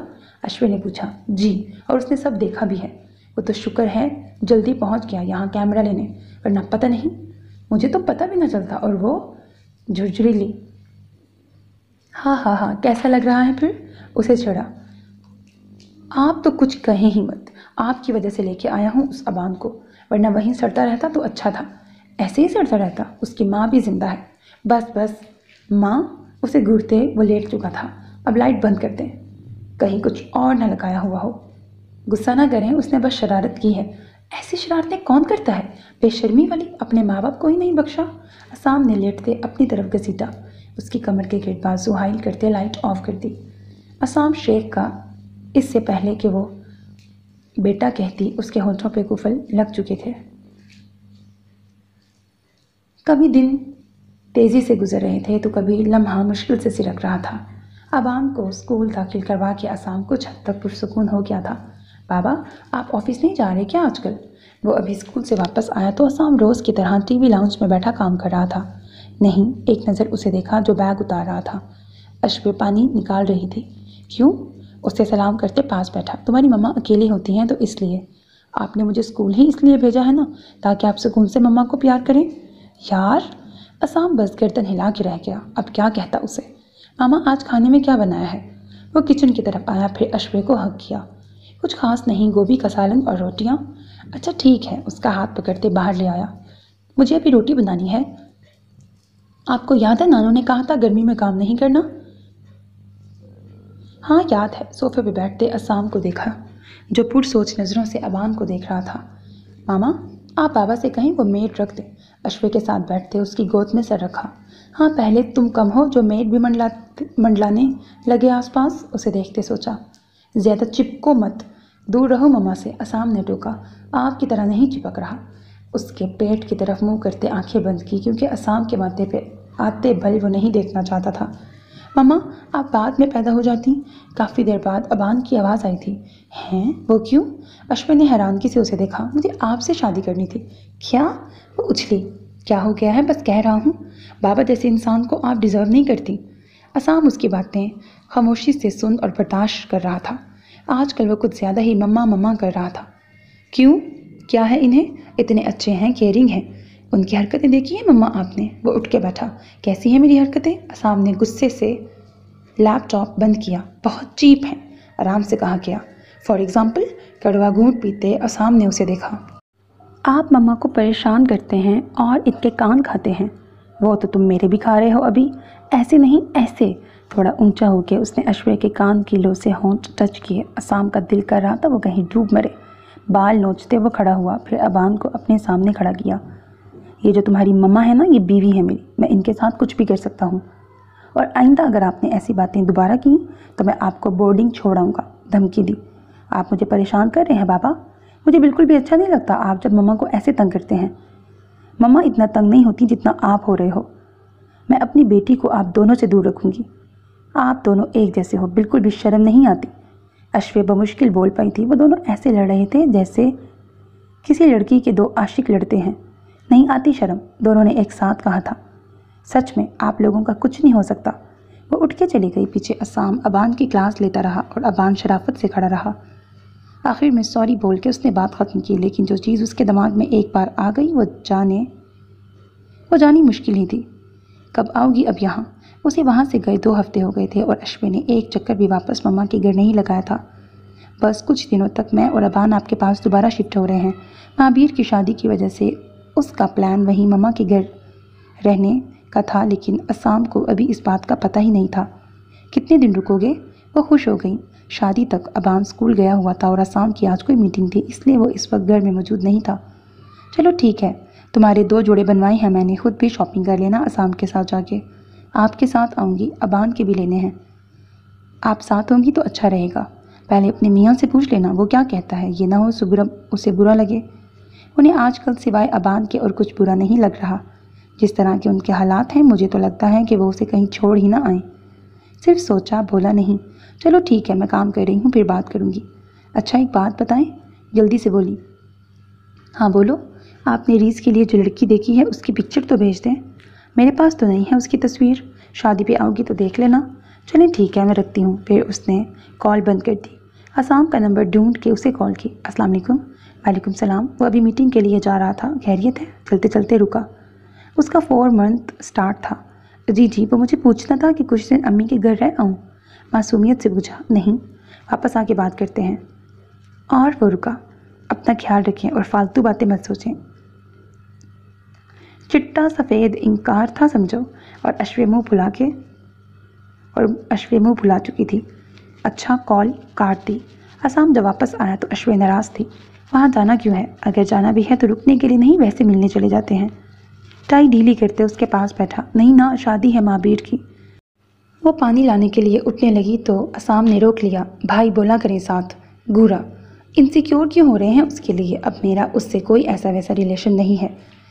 क्या नहीं होना चाहिए इनसिक्योर? उसे देखा। बेशक ना हो, लेकिन आपको भाई कहना चाहिए। अच्छा ठीक है, अब इजाज़त दें, चली जाऊँ? अबान को साथ लेके जाऊँगी। नहीं जाना, जब शादी होगी तो साथ चलेंगे। ऐसे मज़ा नहीं आएगा, वहाँ इंजॉय करेंगे। अश्विन ने उसे देखा। हम लोग रस्म शुरू होने से 1 घंटा पहले चले जाएंगे और जब सब सो जाएंगे तो फिर वापस आएंगे। आपका एंजॉयमेंट पूरा हो जाएगा। वाह, कभी मेरी भी बात मान लिया करे। सारी आपकी ही मानता हूँ, बस कहते हैं मानते कुछ नहीं हैं। मुंह फुलाते पास से उठ गई। असाम बस देख के रह गया। अब उसे कैसे बताता कि उसका अश्वे के बिना गुजारा ही नहीं होता। इतने दिन कैसे रहता। मैंने शादी में जाना ही नहीं है अब। डाइनिंग टेबल से ग्लास उठा के नीचे से शीट ठीक की। ये तो और भी अच्छी बात है। तसल्ली से पाँव पसारे। असाम, आप खुद भी तो ऑफिस वर्क के लिए 2-2 दिन नहीं आते। आप बदला ले रही हैं? नहीं, बस 3 दिन की बात है, प्लीज़ जाने दें। वो वापस आई। अच्छा, जाना कब है? मंडे को, और अभी शॉपिंग भी करनी है। उसके पास बैठते खुशी से कहा। अच्छा। असाम ने उसे देखा। नोज़ पिन नाक में झिलमिला रही थी। अब मुझे क्या मिलेगा? क्या मतलब? वो ठिठकी। मतलब ये कि मैंने आपको इजाज़त दी है जाने की, तो अब मुझे इस खुशी में क्या मिलेगा? कुछ भी नहीं। मुंह बनाते वो खिसकी। कुछ खाने के लिए ही दे दें, भूख लगी है। होठों पे नज़र जमाई। लाती हूँ। सटपटाते उठी, फिर दूसरी तरफ से होके वो किचन में आई। उसका कोई भरोसा नहीं था कि रास्ते में ही पकड़ लेता। अबान भी आने वाला था। फ्रिज से कबाब निकाले जो मम्मा ने बना के भेजे थे, फिर उन्हें फ्राई करके असाम को दिए। मेरी भूख ये नहीं मिटा सकते। एक उठाते उसे देखा। फ़िलहाल तो यही है, बाकी चीज़ों का इंतज़ाम रात को किया जाएगा। गर्दन अकड़ाते शाहाना अंदाज में कहा। वो मुस्कुराया। ज़िंदगी सुकून की राह पे रवां दवां थी। शाम के साए फैल रहे थे। वो घर की पिछली तरफ बनी एक छोटी सी दीवार, जिस पे पहले बेंच सा बना हुआ था, उस पे उदास सी बैठी थी। जब मोरे उसे ढूंढते वहाँ आईं। इज्जत, अपनी शक्ल सीधी कर लो वरना मुझसे बुरा कोई नहीं होगा। उसके करीब आते डांटा। मेरी बस में नहीं है। बेबसी से उन्हें देखा। क्यों नहीं है बस में? सब कुछ बंदे के हाथ में होता है। तुम मुस्कुराना चाहो तो तुम्हें कोई नहीं रोक सकता, लेकिन मैं चाह ही तो नहीं पा रही। मैं कितना खुद को रोकती हूँ मोरे। दिल इतनी ही तेज़ी से उसकी तरफ हमकता है। मैं खुद को तो संभाल लूँ, लेकिन दिल को कैसे? उसने जॉब भी छोड़ दी थी। दिल ही नहीं करता था कुछ करने को। मेरी बात मानो और भूल जाओ सब। भाई की शादी है, कोई हल्ला गुल्ला करो, कोई और रास्ता नहीं है। वो कुछ और ही सोच रही थी। और क्या रास्ता हो सकता है? वो उसके पास बैठी। हम लोग, मेरा मतलब मैं और रीस, छुप के निकाह कर लेते हैं। हरगिज़ नहीं, और ऐसा सोचना भी मत। क्यों ना सोचूं? मैं भाई की तरह कमज़ोर नहीं बनूंगी। ऐसी बहादुरी का कोई फ़ायदा नहीं है। इज्जत जिससे बंदा मुंह दिखाने के काबिल भी ना रहे। ना देखें, कम से कम मेरा दिल तो पुरसुकून होगा ना। नहीं होगा, फिर किसी और चीज़ के लिए मचलेगा। ऐसा वैसा कोई कदम उठाओगी तो माँ बाप शक्ल देखना पसंद नहीं करेंगे तुम्हारी।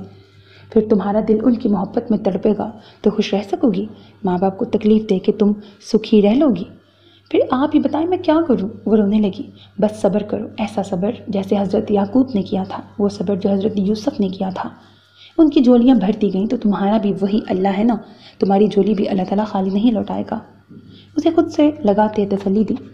बस दुआ और सब्र का दामन कभी न छोड़ना। अगर रीस तुम्हारा है तो वो तुम्हारे पास ही आएगा, अगर नहीं है तो अपनी दुआओं को इस काबिल करो कि वो तुम्हारी तकदीर में बदल जाए। मोरे, मैं करूँगी, ज़रूर करूँगी। आंसू साफ करते सीधी हुई। और सब्र का बेहतरीन दर्जा यह है कि तुम मुस्कुराते हुए सब्र करो। चलो अब उठो और हाथ मुँह धो के मेरे साथ मदद करवाओ। माँ चाहे जैसी भी हो, उसके साथ जो सुकून मिलता है वो किसी चीज़ में नहीं होता। उफ मामा, मैं तो थक गया हूँ आज। अबान सोफे पे आके गिरा था। उसके पीछे अशफी लिविंग रूम में दाखिल हुई। हाँ, मैं भी बहुत थक गई हूँ। वो लोग शॉपिंग करके आ रहे थे। असाम खुद ऑफिस चला गया था उनको ड्रॉप करके। मैं पानी ला के दूँ आपको? अबान ने अशफे को देखा, जिसने दुपट्टा उतार के साइड पे रखा था। अबान उसका जवाब सुने बिना किचन में गया और फ्रिज से जूस निकाला। फिर बमुश्किल ग्लास में डाल के उसके पास आया। मामा ये पी लें। उसके बालों को हथेली से पीछे किया। मैं ठीक हूँ, वो मुस्कुराई। ये पी लें, बेबी को चाहिए। उसके लबों को देखा। बेबी कब आएगा? पास बैठते पूछा। उसे अशवे का यूं एकदम से थकना अच्छा नहीं लगता था। आप दुआ करें। ग्लास उसे पकड़ाया। अच्छा। उससे खाली ग्लास लेके टेबल पर रखा। हम लोग नानों के घर जाएंगे तो मैं उनसे और टिप्स भी पूछूंगा कि मम्मा को किस किस चीज़ की ज़रूरत है। वो उसके सुर्ख होते चेहरे को देख रहा था। ओके, सीधी हुई। मैं कुछ देर सो जाऊं? आप खेल लेंगे? मैं भी सो जाऊंगा आपके साथ। ओके। वो उठ के बेड पे लेटी। वहीं साइड पे जगह बना के बेड भी रखवाया गया था। चलो आ जाओ। खाना वो लोग खा आए थे। फिर दोनों माँ बेटा मगरिब तक सोए रहे। असाम 7 बजे ही घर आ गया था। उन दोनों को गधे घोड़े बेच के सोता देख के रुका। फिर जगाने का ख्याल तर्क करते कमरे में आके फ्रेश हुआ। जिस तरह से वो लोग सो रहे थे, उम्मीद थी कि कुछ नहीं बनाया होगा खाने के लिए। उन्हें डिस्टर्ब किए बिना वो वापस बाहर चला गया। कुछ देर बाद आया तो उसके हाथ में खाने के पैकेट्स थे। उनको जगाने की बजाय सामान किचन में रख के खुद टीवी लाउंज में सोफे पे लेट गया। बाबा, शोर की वजह से पहले अबान की आंख खुली। जी जाग गए? उसे देखते बैठा। जी। मम्मा ज़्यादा थक गई हैं, इन्हें सोने दें। वो एहतियात से नीचे उतरा। ठीक है, अगर भूख लगी है तो खाना खा लेते हैं। ओके। उन दोनों ने मिलकर खाना खाया। अशबे हनूज सो रही थी। आप अपने कमरे में चले जाएं, मैं यहाँ हूँ।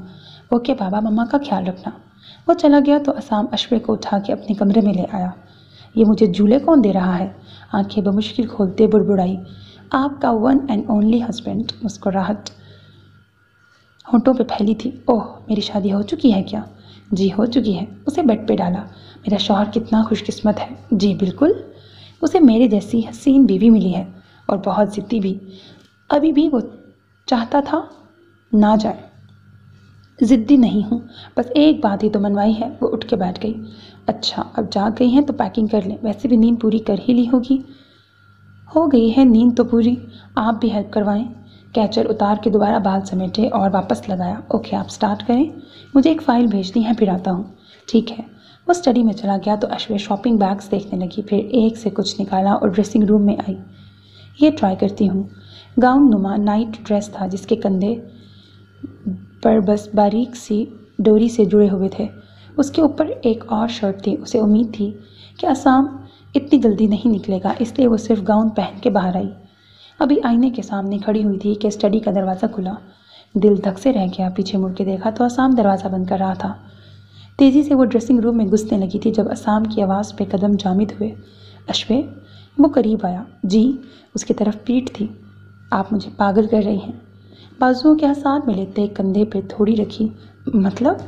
मतलब ये कि मेरी कुर्बत हासिल करने के लिए आपको नाइट ड्रेस पहनने की कोई ज़रूरत नहीं है। मैं आपको सादा कपड़ों में देख के ही बहक जाता हूँ। उसका रुख अपनी तरफ मोड़ते आंखों में झांका। डीप गले से नेक बोन वाजिया नजर आ रही थी। आसाम। उसका दिल ज़ोर ज़ोर से धड़क रहा था। जी। उसकी उंगलियां उसकी कमर पे सिरक रही थीं। आप प्लीज़ कुछ मत करना। खुद को छुड़वाते पीछे हटी। बस दूर से ही देख लें।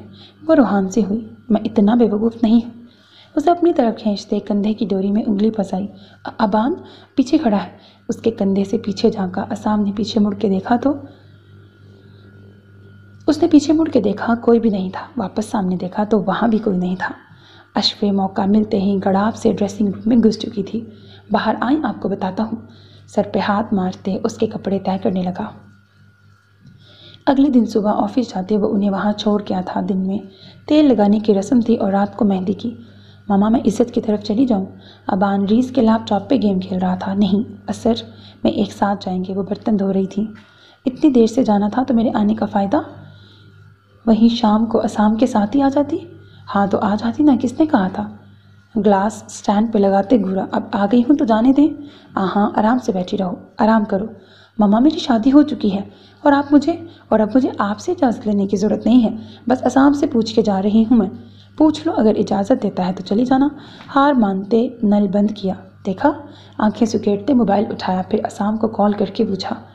उसने इजाज़त दे दी। अब गई थी इस मकसद के लिए तो वहाँ जाने में मना तो नहीं कर सकता था। मिल गई है इजाज़त, अब जा रही हूँ मैं। ओके, जल्दी वापस आ जाना। ओके। वो अबान को बता के निकल आई। अबान गेम में मसरूफ़ था। अस्सलाम वालेकुम फुफ्फो।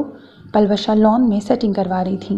डेकोरेशन वाली रस्मों के हिसाब से फूल लगाते पलवशा और ख़ान बाबा के कहने पे सजावट करने में मसरूफ़ थे। उनसे मिलके अंदर आई। इज़्ज़त अपने रूम में ही थी, सामने कपड़े फैले थे। हाय। वो दरवाज़ा खोल के अंदर झांका। ओह वाह, आज तो बड़े बड़े लोग आए हैं। उसे देखते वो उसके पास आई। फिर दोनों कस के गले मिली थीं जैसे दो दोस्तें मिलती हैं। मैं यहाँ इतने दिन मम्मा के घर रह के गई हूँ और तुमने एक चक्कर भी नहीं लगाया। अश्वे शिकवा करते ड्रेसेस देखने लगी। आना चाहती थी लेकिन मसरूफियत ही इतनी थी।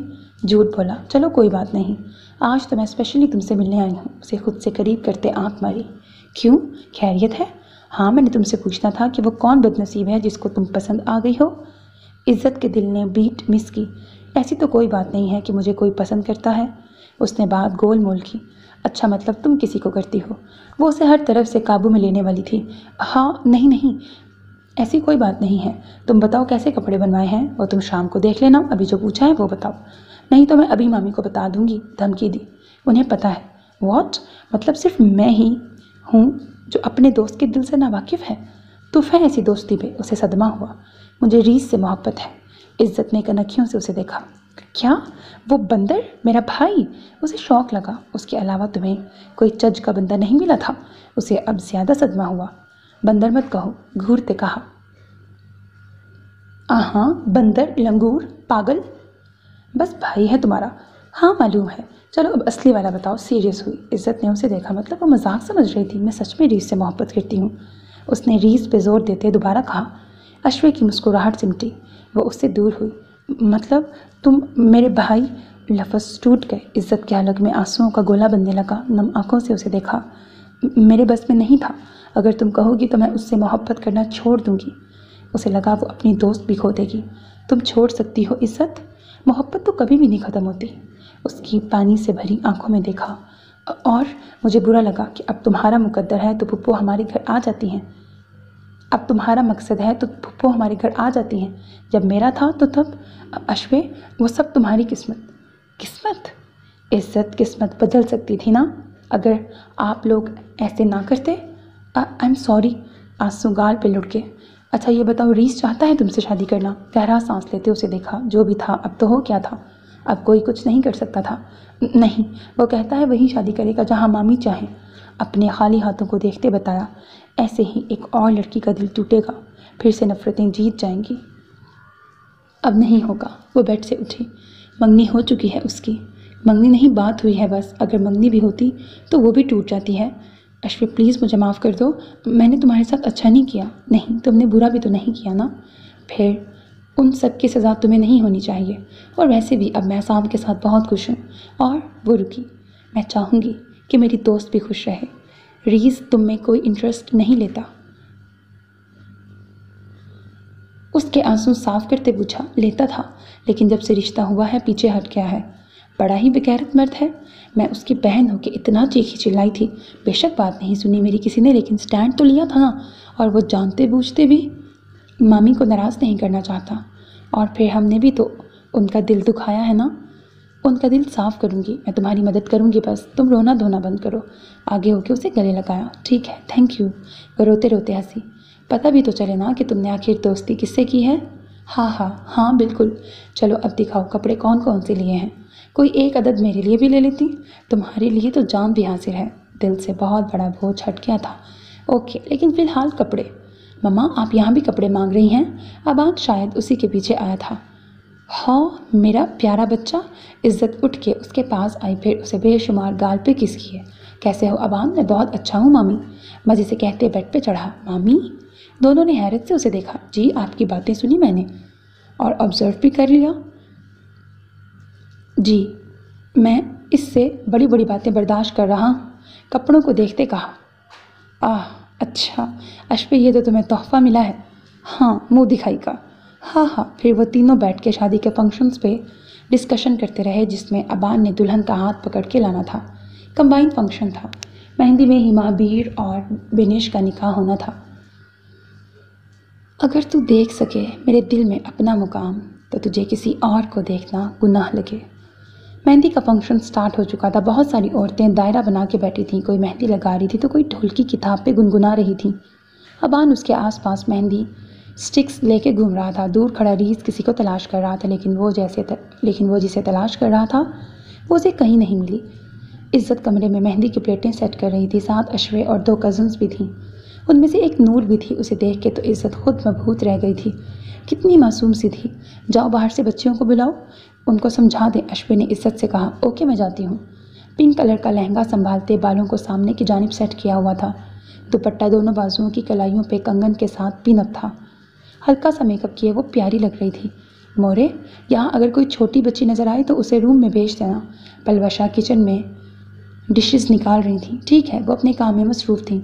बाहर लॉन में आई तो रंगारंग रौनकें बिखरी थीं। इज़्ज़त, अबान उसे देख के चिल्लाया।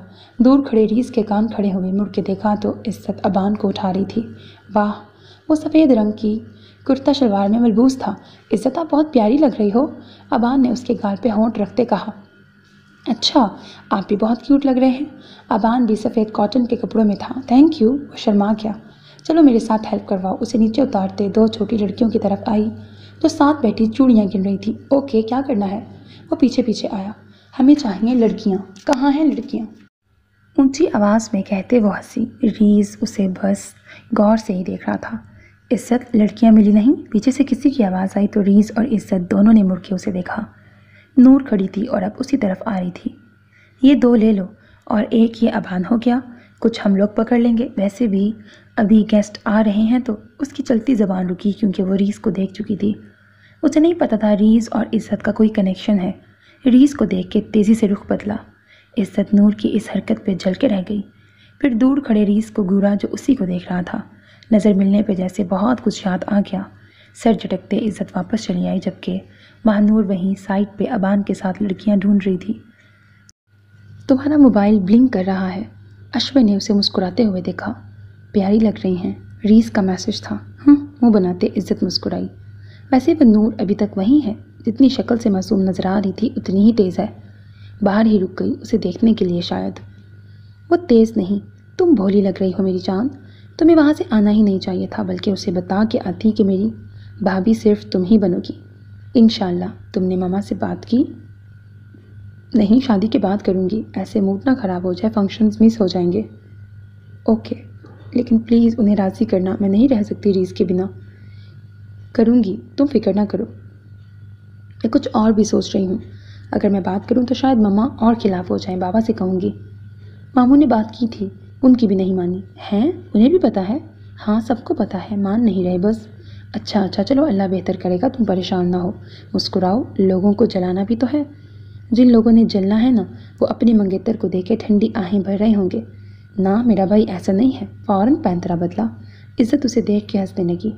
बहनें खुद तो भाइयों की बेइज्जती कर लेती हैं, लेकिन किसी और को उनके खिलाफ बोलने पर कच्चा चबा जाती हैं। क्या मैं आपका हाथ पकड़ लूँ? अबान बिनिश के पास खड़ा था।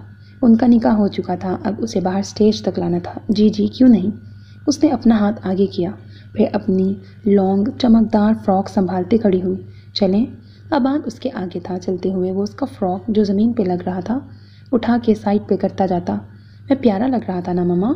उसे स्टेज पे बिठा के अश्वे के पास आया। जी मेरे शहजादे। ज़्यादा प्यारे तब लगोगे जब अपने लिए गर्लफ्रेंड ढूंढोगे और उसका हाथ ऐसे ही पकड़ के स्टेज पे जाओगे। असाम जो ऑफिस से पहले घर गया था चेंज करने, अब निकाह के बाद पहुंचा था। अश्वे उसे देख के हल्का सा ब्लश हुई, क्योंकि वो स्काई ब्लू कॉटन के सूट में बहुत शानदार लग रहा था। ये मैचिंग जानबूझ के की थी ना आपने? उसके स्काई ब्लू शरारे को देखते घूरा। हाँ बिल्कुल, और ये उसकी पॉकेट पे ऑरेंज कलर का छोटा सा फ्लावर बना था। ये मेरे दुपट्टे और चूड़ियों से मैच कर रहा है। सही है, आप मुझे सबके सामने जोरू का गुलाम शो करवाना चाहती हैं। सबसे नज़र बचा के उसके सुर्ख होते गाल पे लब रखे, फिर उन्हें साफ किया। मेरा मेकअप ख़राब ना करें। गाल पे हाथ रखते पीछे हुई। मेरा तो बस लिपस्टिक ख़राब करने का इरादा है, अगर आप। नहीं, बिल्कुल भी नहीं। दूर रहें मुझसे, सब देख रहे हैं। बालों का ऊंचा फूला जूड़ा बना था, जिसके गिर सफ़ेद और ऑरेंज रंग के फूलों का गजरा लगा हुआ था। मुझे तो दुल्हन आप लग रही हैं। तफसीली जायज़ा लेते उसकी हथेली से अपनी उंगलियों के पोर टच किए। हाँ, ये मस्के कहाँ से लगाने सीखे हैं? नहीं, सच बता रहा हूँ।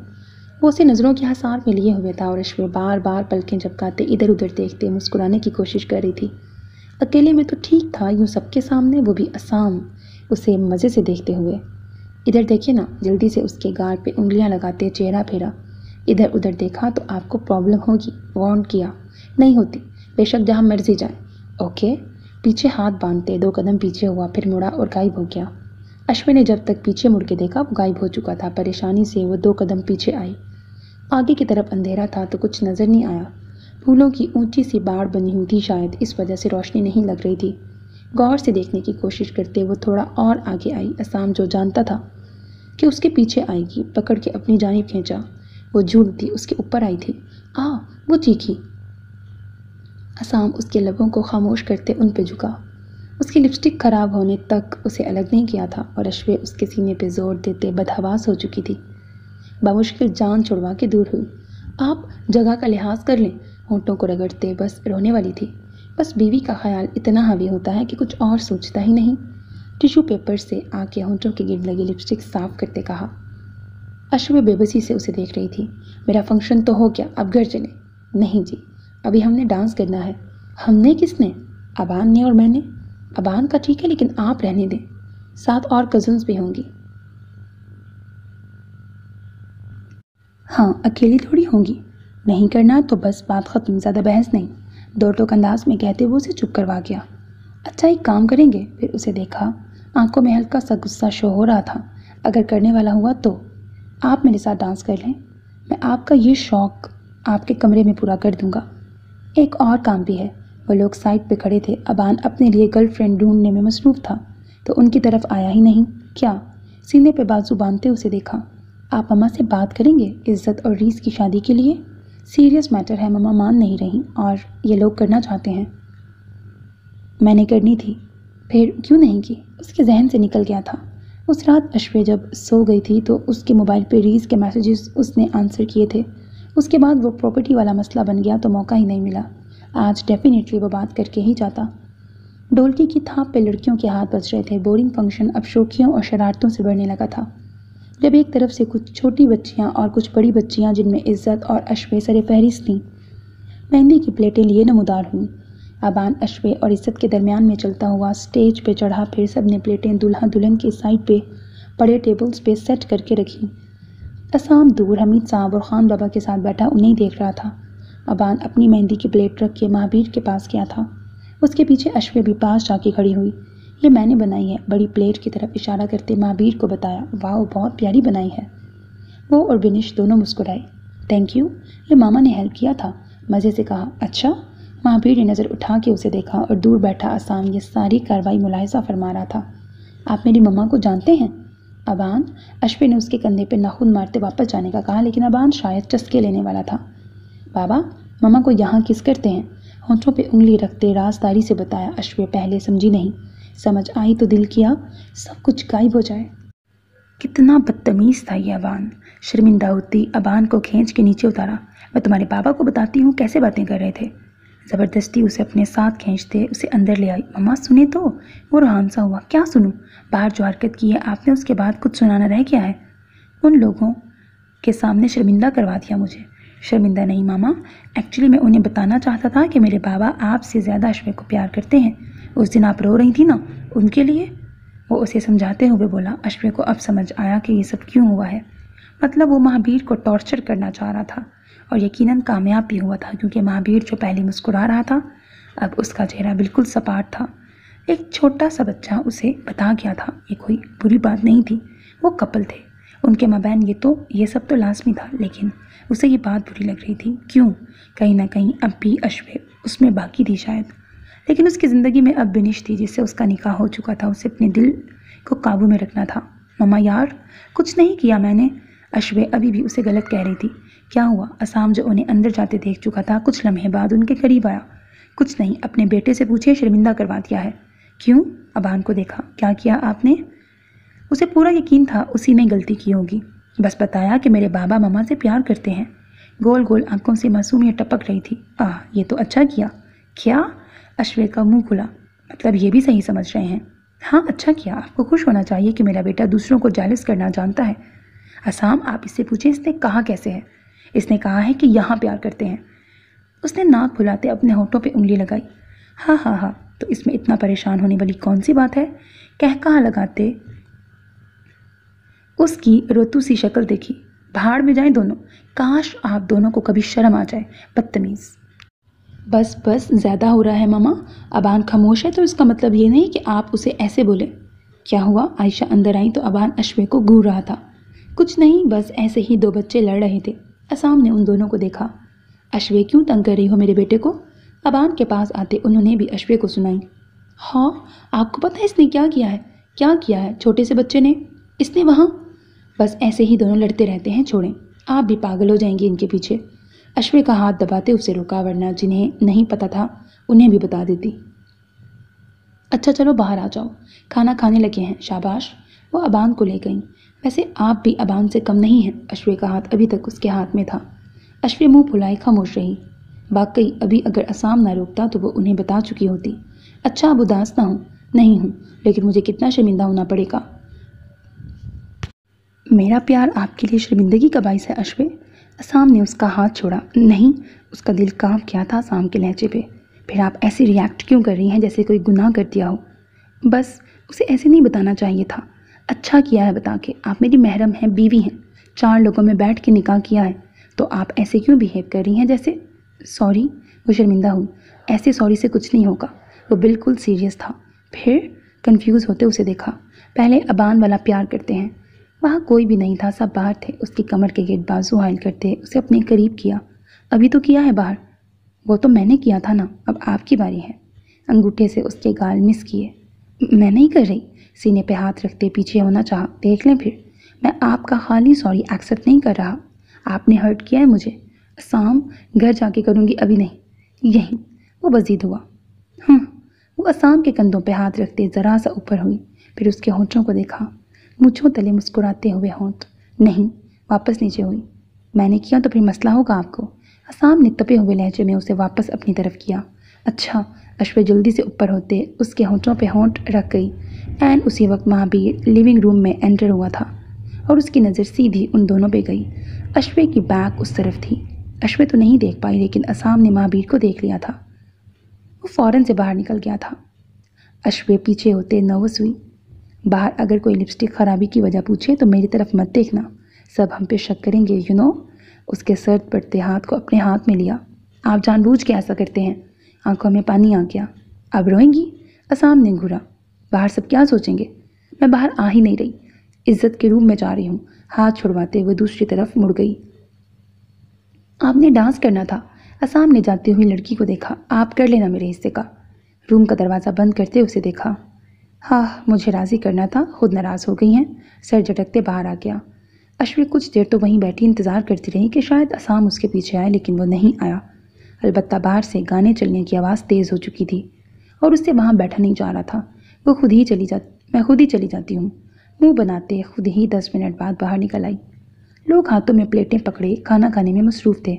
एक तरफ उसकी फैमिली, जिसमें हमीद, आयशा, असाम, अबान और रीस बैठे खाना खा रहे थे और वो उनके पास आई। असाम ने मुस्कुराहट छुपाई। आयशा ने अबान को प्लेट बना के दी थी। कहाँ थी?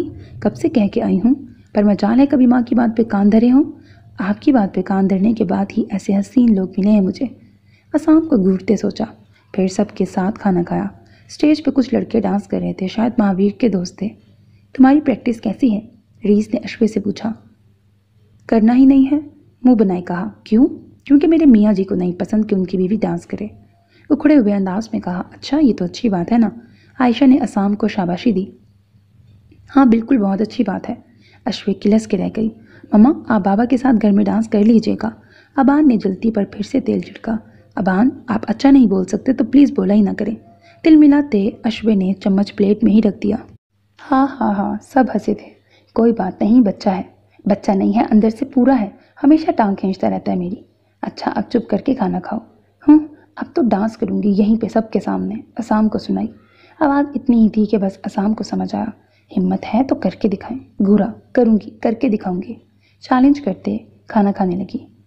तुमने रीस को देखा कहीं? इज्जत किचन में थी जब नूर उसके पास आई। क्यों? बर्तन में दूध निकालते उसे देखा। वैसे ही वो शर्म से मुस्कुराई। मुझे नहीं पता, नहीं देखा मैंने। उसने झूठ बोला क्योंकि उसे पता था वो बाहर खाना खा रहे हैं। शायद नूर की नज़र नहीं पड़ी थी उन पे। ओके, मैं खुद देख लेती हूँ। वो वापस मुड़ी। अच्छा सुनो। दूध का बाउल ओवन में रखते उसे रोका। जी? रीस से मोहब्बत करती हो? पूछा। जी, जब से बात हुई है तब से, और मैं उससे पहले से। बिना किसी लगी लिपटी के कह दिया। क्या? हैरानगी से उसे देखा। मतलब ये कि रीस और मैं एक दूसरे से मोहब्बत करते हैं और तुम हमारे दरमियान हड्डी का रोल अदा कर रही हो। नहीं तो अगर ऐसी बात होती तो रीस मुझे बताता। आपको गलत फहमी हुई होगी। ओह, कैसे बताता तुम्हें? ज़बरदस्ती उससे बात बनवाई जा रही है। वो लड़का है और लड़कों के साथ ज़बरदस्ती नहीं की जा सकती। सख्ती से कहा। किसने कहा है कि लड़कों के साथ ज़बरदस्ती नहीं की जा सकती? कभी कभी लड़के भी इतने ही मजबूर होते हैं जितनी लड़कियाँ। लड़कियाँ अगर बाप की इज्जत संभालती हैं तो लड़कों को भी माँ का मान रखना पड़ता है। नहीं, मैं नहीं मान सकती। अगर ऐसा कुछ होता तो ऐसा ही है, तुम्हारे मानने से कुछ नहीं होता। अब तुम आराम से इनकार कर दो या फिर किसी हादसे के मुंतज़िर रहो, क्योंकि मैं तुम्हें तो रीस का नहीं होने दूंगी। आप जेलस हो रही हैं मुझसे। नहीं, जेलस तो तब होती जब रीस भी इंटरेस्टेड होता तुम में। वो तो है, ये देखें। उसके मैसेजेस आए हुए हैं। अपना मोबाइल आगे करके उसने उसे दिखाया। इज्जत ने स्क्रीन को देखा तो रंग फक हुआ। यानी वो जो इतना इतरा रही थी वो सब एक लम्हे में खुशफहमी का बुत गिरा था। हो गई तसल्ली, अब मैं जाऊं? नूर के चेहरे पे तंजिया मुस्कुराहट इज्जत के दिल में पेवस्त हुई। बड़ी मुश्किल से मुस्कुराते उसने खुद को मैनेज किया था। गला तर करते उसे देखा। ये रीस नहीं हो सकता। वही है। खोल के नहीं दिखाऊंगी, इतना ही काफ़ी है आपके लिए। वो मुस्कुराती हुई चली गई। इज्जत की सारी खुशी हवा हो चुकी थी। टेबल को थामते कुर्सी पे बैठी। जान तो निकल ही गई थी। रीस ऐसे कैसे कर सकता है? आज से पहले इतनी शर्मिंदगी कभी नहीं हुई जितनी अब हो रही थी। सर टेबल पर रखते फूट फूट के रोती। जहन और दिल बिल्कुल खाली सा हो गया था। वहीं बैठे बैठे कितनी देर वो खुद को संभाल नहीं पाई। बेटा, दूध गर्म नहीं हुआ अभी तक? कुतुब खान अंदर दाखिल हुए। वो बाबा, मैं देती हूँ। वो जल्दी से खड़ी हुई और अपना चेहरा दूसरी तरफ मोड़ा। क्या हुआ है मेरे बच्चे को? सामने होते उसका रुख अपनी तरफ किया। कुछ नहीं। आंखों का काजल फैलता उसे और अफसुर्दा बना रहा था। मुझे भी नहीं बताओगी? हम दोस्त थे ना? कुर्सी खींच के पास बैठे फिर इज्जत ने सब उन्हें बता दिया। मैं हमीद से बात करूंगा उस लड़की की। इससे क्या होगा? मान तो मामी नहीं रही। परेशान ना हो, मान जाएंगी वो। उसके सर पे हाथ रखते तसल्ली दी। भाई की शादी पे अब ऐसे रहोगी तो अच्छा तो नहीं लगेगा ना? उसकी बिखरी हालत पे चोट करते कहा। नहीं। वो हंसी। मैं भी ठीक करती हूँ। दूध निकाल के उन्हें दिया फिर अपने कमरे में आके दोबारा से मेकअप सेट किया। क्या हुआ? अश्वे जो उसे डांस के लिए बुलाने आई थी उसे देखा। कुछ नहीं, मेकअप खराब हो गया था, वही ठीक कर रही हूँ। अच्छा आ जाओ बाहर। आती हूँ, तुम चलो। उसे देखा। ये तुम्हारी लिपस्टिक कहाँ गई? इतनी प्यारी लग रही थी। खा गई हूँ। खाना नहीं मिला? कम था, जवाब दिया। अश्वे। दरवाज़ा खुला और असाम ने अंदर झांका। भाई आए? इज्जत ने जल्दी से दुपट्टा सर पे किया। नहीं, वो अश्वे से बात करनी थी। वो अश्वे को देख रहा था।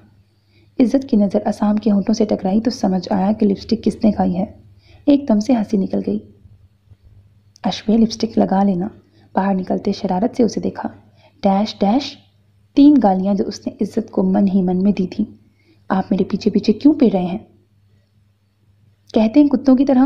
बेड पे बैठते कहा। अस्तगफिरुल्लाह। डांस नहीं करना अश्वे। मेरी बात ना मानी आपने तो अच्छा नहीं होगा। मैं करूँगी, और अगर आपने मेरी बात ना मानी तो अच्छा नहीं होगा। सही है, ठीक है, शौक से कीजिए। जाओ। स्टेज में अश्वे का नाम पुकारा गया था। वो बाहर निकल गई। असाम वहीं बैठा रहा। उसकी आंखें सुर्ख हो रही थी। ब्लू कलर के शरारे के साथ कुछ देर पहले उसने ऑरेंज कलर का दुपट्टा लिया हुआ था और अब ग्रीन कलर का। हॉल में मुकम्मल अंधेरा था, बस एक स्पॉटलाइट स्टेज पे थी। उसके साथ और लड़कियों ने भी डांस करना था लेकिन पहले एंट्री उसी की थी। दुपट्टा सर पे रखे दोनों तरफ से पीछे झूल रहा था। स्पॉटलाइट में पहले उसका पाँव नजर आया, छन की आवाज़ के साथ। दोबारा छन की आवाज़ पे पाँव हल्का सा हिला था। ये किसकी है आहट? दोनों पाँव सामने आए।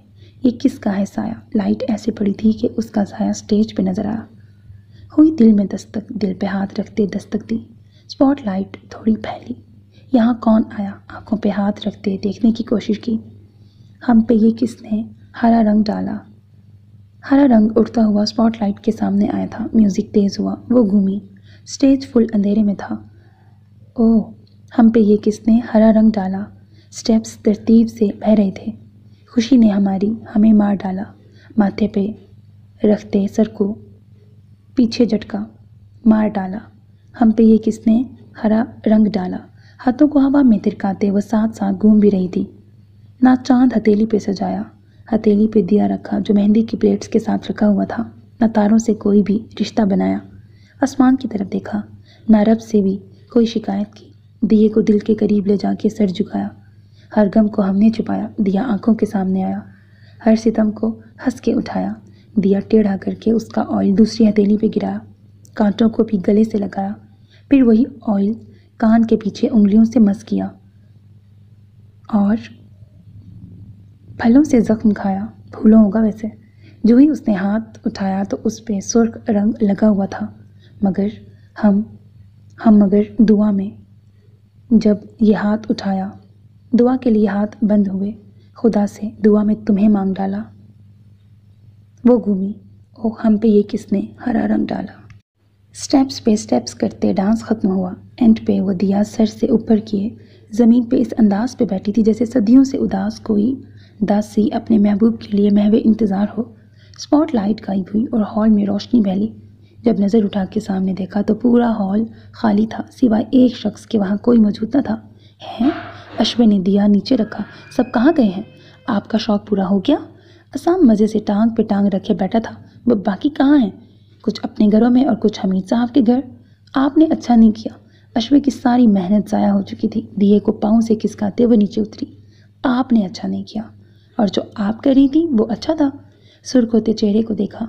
सारा खून जैसे गालों पे आ गया था। आपको पता है आपकी तबीयत का? फिर भी लाजमी जिद पूरी करनी थी। हाँपती हुई अश्वे को सीने से लगाया।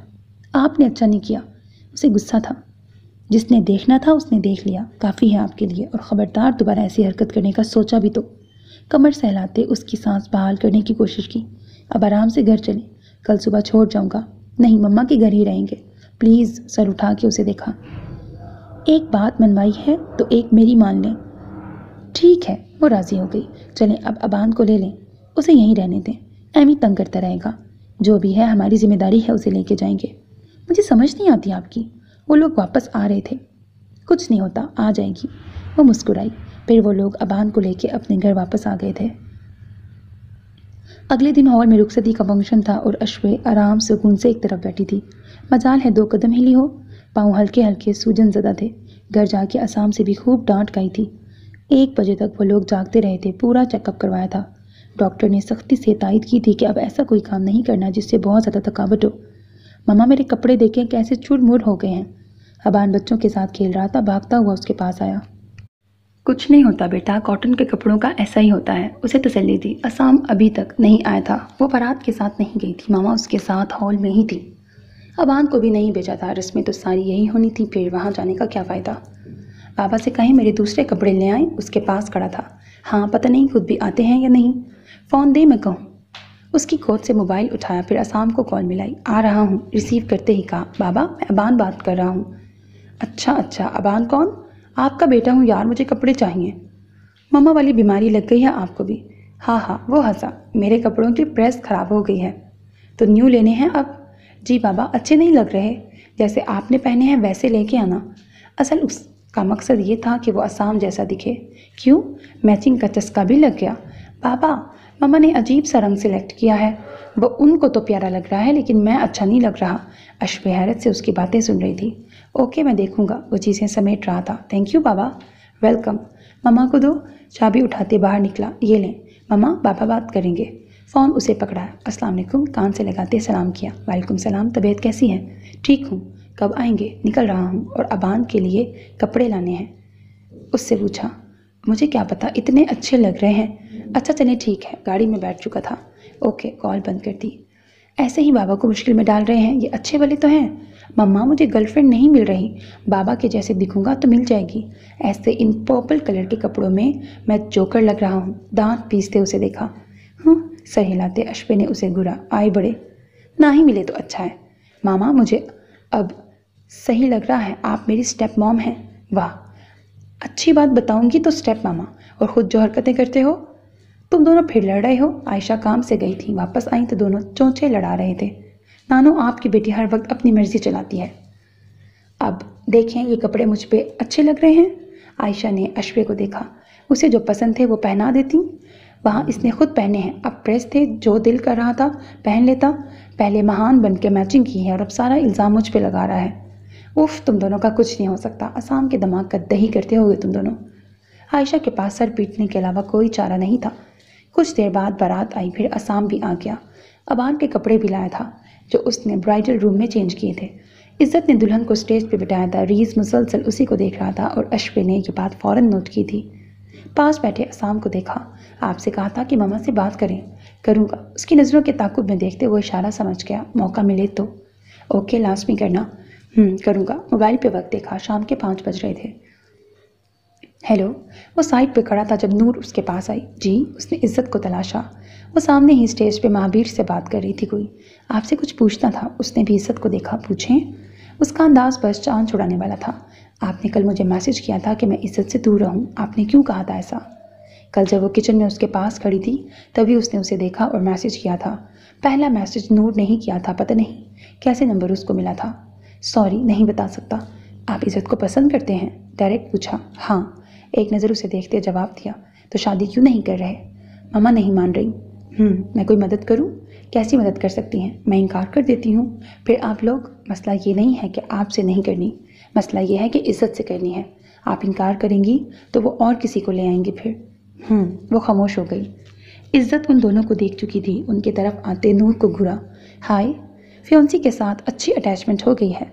देख नूर को रही थी और सुना रीस को रही थी। हाँ जी, करनी तो पड़ेगी ना। नूर ने उसे देखा। जेलस होती प्यारी लग रही हैं। उसके चेहरे को देखते दोबारा बोली। जी नहीं, मैं क्यों जलूंगी। मैं बस रीस को बुलाने आई थी। तुम्हें वहाँ स्टेज पे बुला रहे हैं। मुंह बनाते चली गई। रीस गया तो पता चला किसी ने नहीं बुलाया। नूर भी वहाँ से चली गई। इज़्ज़त मज़े से अब वहाँ खड़ी थी। रस्में हुई, खाना खाया, गपशप लगाई। अल्लाह अल्लाह करके शादी का शोर शराबा ख़त्म हुआ तो दिन फिर बोरियत भरे हो गए। वही रूटीन, खाओ पियो, काम करो और सो जाओ। अबान स्कूल चला जाता था। असाम अबान के आने तक वहीं रहता, फिर वो ऑफिस और अबान उसके साथ। दरअसल वो अश्वे की तबीयत की वजह से उसे अकेला नहीं छोड़ना चाहता था। कामों के लिए मेड भी आ गई थी, वो काम करके चली जाती थी। हसान का इरादा था किसी इदारे से पूरी टीम रखेगा ताकि वो सब अपने तरीके से मैनेज करें। सिर्फ एक मेड पूरे घर को टेक ओवर नहीं कर सकती थी। दिन तेज़ी से गुजर रहे थे। 7 मंथ स्टार्ट होने वाला था और अब बहुत ज़्यादा केयर करनी थी। अबान अश्वे का पूरा ख्याल रखता था। अक्सर असाम को पूरी पूरी रात अश्वे के साथ जाग के गुजारनी पड़ती थी। करवट बदलना, बैठना, उठना, सब के लिए उसे किसी के सहारे की ज़रूरत थी। पहली बार तो ज़्यादा मुश्किल होता, साथ डर और बहुत ज़्यादा एहतियात। हर माह चेकअप हो रहा था। असाम, ये पिन उठा दे नीचे से। वो कंघी कर रही थी, पिन लगाते हाथ से गिर गई। असाम ने उठा के खुद ही लगा दी थी। इन कुछ दिनों में उसे सही एक्सपीरियंस हो गया था सब चीज़ों का। आज चेकअप के लिए भी जाना है, अश्विन ने याद करवाया। याद है मुझे। सारे बालों को समेट के चुटियाँ बनाई। बाल भी गिर गिर के कम रह गए थे। मैं डॉक्टर से पूछ लूँ बेटा है या बेटी, क्योंकि ये चीज़ अच्छी नहीं समझी जाती थी। जो भी था उनका ही था। हाँ पूछ लें, अगर वो बताएं तो। पूछूंगी, अगर बेटी हुई तो मैं उसका नाम खुशी रखूंगी। क्यों? आईने से उसे देखा ताकि जब आप मुझसे पूछें कि आपने मुझे दिया ही क्या है तो मैं कहूँ खुशी। हाँ, वेरी फनी। वो हंसी। अच्छा नहीं है क्या खुशी नाम? अच्छा है, लेकिन हम ऐसल रखेंगे। देखते हैं किसकी चलती है। झुक के उसके तपते गाल पे होंठ रखे, फिर साफ किए। वो प्रेगनेंसी के इस दौर में बहुत प्यारी हो गई थी। फूला फूला जिस्म और तमतमाता चेहरा। शाम को वो लोग डॉक्टर के पास आए थे। अल्ट्रासाउंड की मशीन लगवाते अश्विन ने डॉक्टर से जेंडर पूछा था। रिपोर्ट्स में देख लीजिएगा, उन्होंने नहीं बताया। ओके। कुछ देर बाद रिपोर्ट्स लेके वो बाहर निकली थी। असाम वेटिंग एरिया में उसका वेट कर रहा था। आगे आते उसका हाथ पकड़ा। दिखाएं? पहले गाड़ी में तो बैठें। आहिस्ता आहिस्ता कदम रखते उसने मुश्किल से सीढ़ियाँ उतरी थी। 2-3 ही सीढ़ियाँ थीं। गाड़ी में पहले उसे बिठाया, फिर खुद आके बैठा। रिपोर्ट्स देखते जेंडर चेक किया। होंठ सुखड़े। मेल है, उसे बताया। क्या? आपको कैसे पता? मुझे पता है, पहले जब अबान हुआ था तब डॉक्टर ने बताया था, मुझे याद था। ओह अच्छा। उनकी ख्वाहिश बेटी की थी, लेकिन बेटा सैड मत हो। अब आपको टेंशन नहीं होगी ना कि हम दोनों बाप बेटा मिलके आपकी बेटी को भी बेशरम बना देंगे। अब तो वो भी हमारे साथ होगा। गाड़ी स्टार्ट करते दिल बहलाया। हालांकि उसे भी थोड़ा सा फील हुआ था। अश्वे कुछ दिन डिसहार्ट रही थी। जो भी था उन्हीं की औलाद थी। आप उसे फेंक तो नहीं सकते थे ना। मामा को बताया तो उन्होंने सही क्लास ली। अल्लाह की मर्जी, जो भी दे। औलाद हो रही है, अल्लाह का शुक्र करने की बजाय तुम पता नहीं कौन से प्लान बना रही हो। वो भी तो होते हैं ना जिनकी औलाद होती ही नहीं है। असाम ने बमुश्किल आयशा को कंट्रोल करवाया था, वरना सारी रात उसी को अश्वे के साथ जागना पड़ता। अल्लाह अल्लाह करके वो दिन भी आ गया। असाम अभी घर से निकला था जब अश्वे को लेबर पेन स्टार्ट हुआ। लाउंज में बैठी थी, पास ही अबान भी बैठा टीवी देख रहा था। अबान। मम्मा वो उसके पास आया, बाबा को बमुश्किल कहा। अबान ने फ़ौरन कॉल की थी और असाम ने भी फ़ौरन उठाया था। इस मामले में वो अलर्ट रहता था। बाबा, मम्मा की तबीयत ख़राब हो रही है, जल्दी आएँ। उसकी हालत देख के वो खुद भी रोने लगा था। मम्मा कुछ नहीं होगा आपको। अबान। उसने सख्ती से अबान का हाथ पकड़ा। मम्मा। वो आवाज़ के साथ रोने लगा था। अश्वे चीखने लगी थी। 2 मिनट में असाम पहुंचा था। बाबा, मम्मा। वो पीछे हुआ। असाम ने उसे उठाया और बाहर निकला। अबान भी साथ गया था। सारे रास्ते अश्वे तड़पती हुई गई थी। ये वक्त किसी भी औरत के लिए इतना तकलीफदेह होता है कि कोई सोच भी नहीं सकता। जान निकल रही होती है जब वो दूसरी जान को जन्म देती है। उसे इमरजेंसी में ले जाया गया। फ़ौरन केस करना था। असाम ने आयशा को कॉल करके सारी सिचुएशन बताई। उन्होंने आने का कह के कॉल बंद कर दी। बाबा, मम्मा को क्या हुआ है? अबान परेशानी से अभी तक आंखों में आंसू लिए हुए था। कुछ नहीं, बस दुआ करें, उसे खुद से लगाते तसल्ली दी। कुछ देर में नर्स ने बेटे की न्यूज़ दी थी। मेरी वाइफ ठीक है? पूछा। उसे अश्वे की टेंशन थी। जी अल्हम्दुलिल्लाह, दोनों ठीक हैं। नर्स वापस चली गई। आयशा भी आ गई थी। उसके बाद सब कुछ आयशा ने ही संभाला। अबान उदास था क्योंकि उसे भी बहन चाहिए थी। आयशा को इज्जत के लिए मनाते मनाते 4 साल बीत गए थे। आखिर वो मान ही गई। असाम के समझाने पे भी वो अपनी ज़िद पे अड़ी रही थी। उसे तब समझ आया था उसकी बीवी भी अपनी माँ पे ही गई है। रीस की शादी का दिन था और अश्वे बहन होके लेट हो गई थी।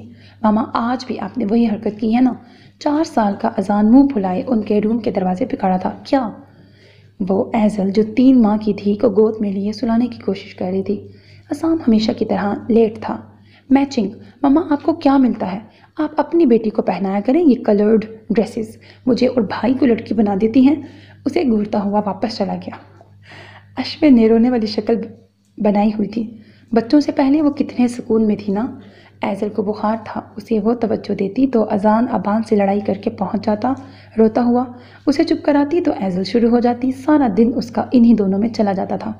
अबान अब इतना तंग नहीं करता था, बल्कि वो काफ़ी हद तक उसकी मदद करवाता था, लेकिन उसकी अजान से बिल्कुल नहीं बनती थी। दोनों एक दूसरे को बस कच्चा चबाने की हद तक तंग करते थे। असाम की गैर मौजूदगी में घर में एक जंग छिड़ी होती थी। जो ही गाड़ी गेट से एंटर होती, घर में सुकून। ऐज़ल को सुला के वो खुद तैयार हुई थी, फिर बाहर आके पहले अबान को देखा। हाय मम्मा, मुस्कुरा के जुड़ाया। बहुत बदतमीज़ हो, क्यों तंग करते हो इसे? छोटा है तुमसे। मैं नहीं करता मम्मा, वो खुद करता है। उसे और कपड़े निकाल देते।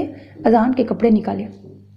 कोई भी पसंद नहीं है इसे, सब दिखाए हैं। आखिर में फिर मुझे गुस्सा आया तो लगा दी एक कान के नीचे।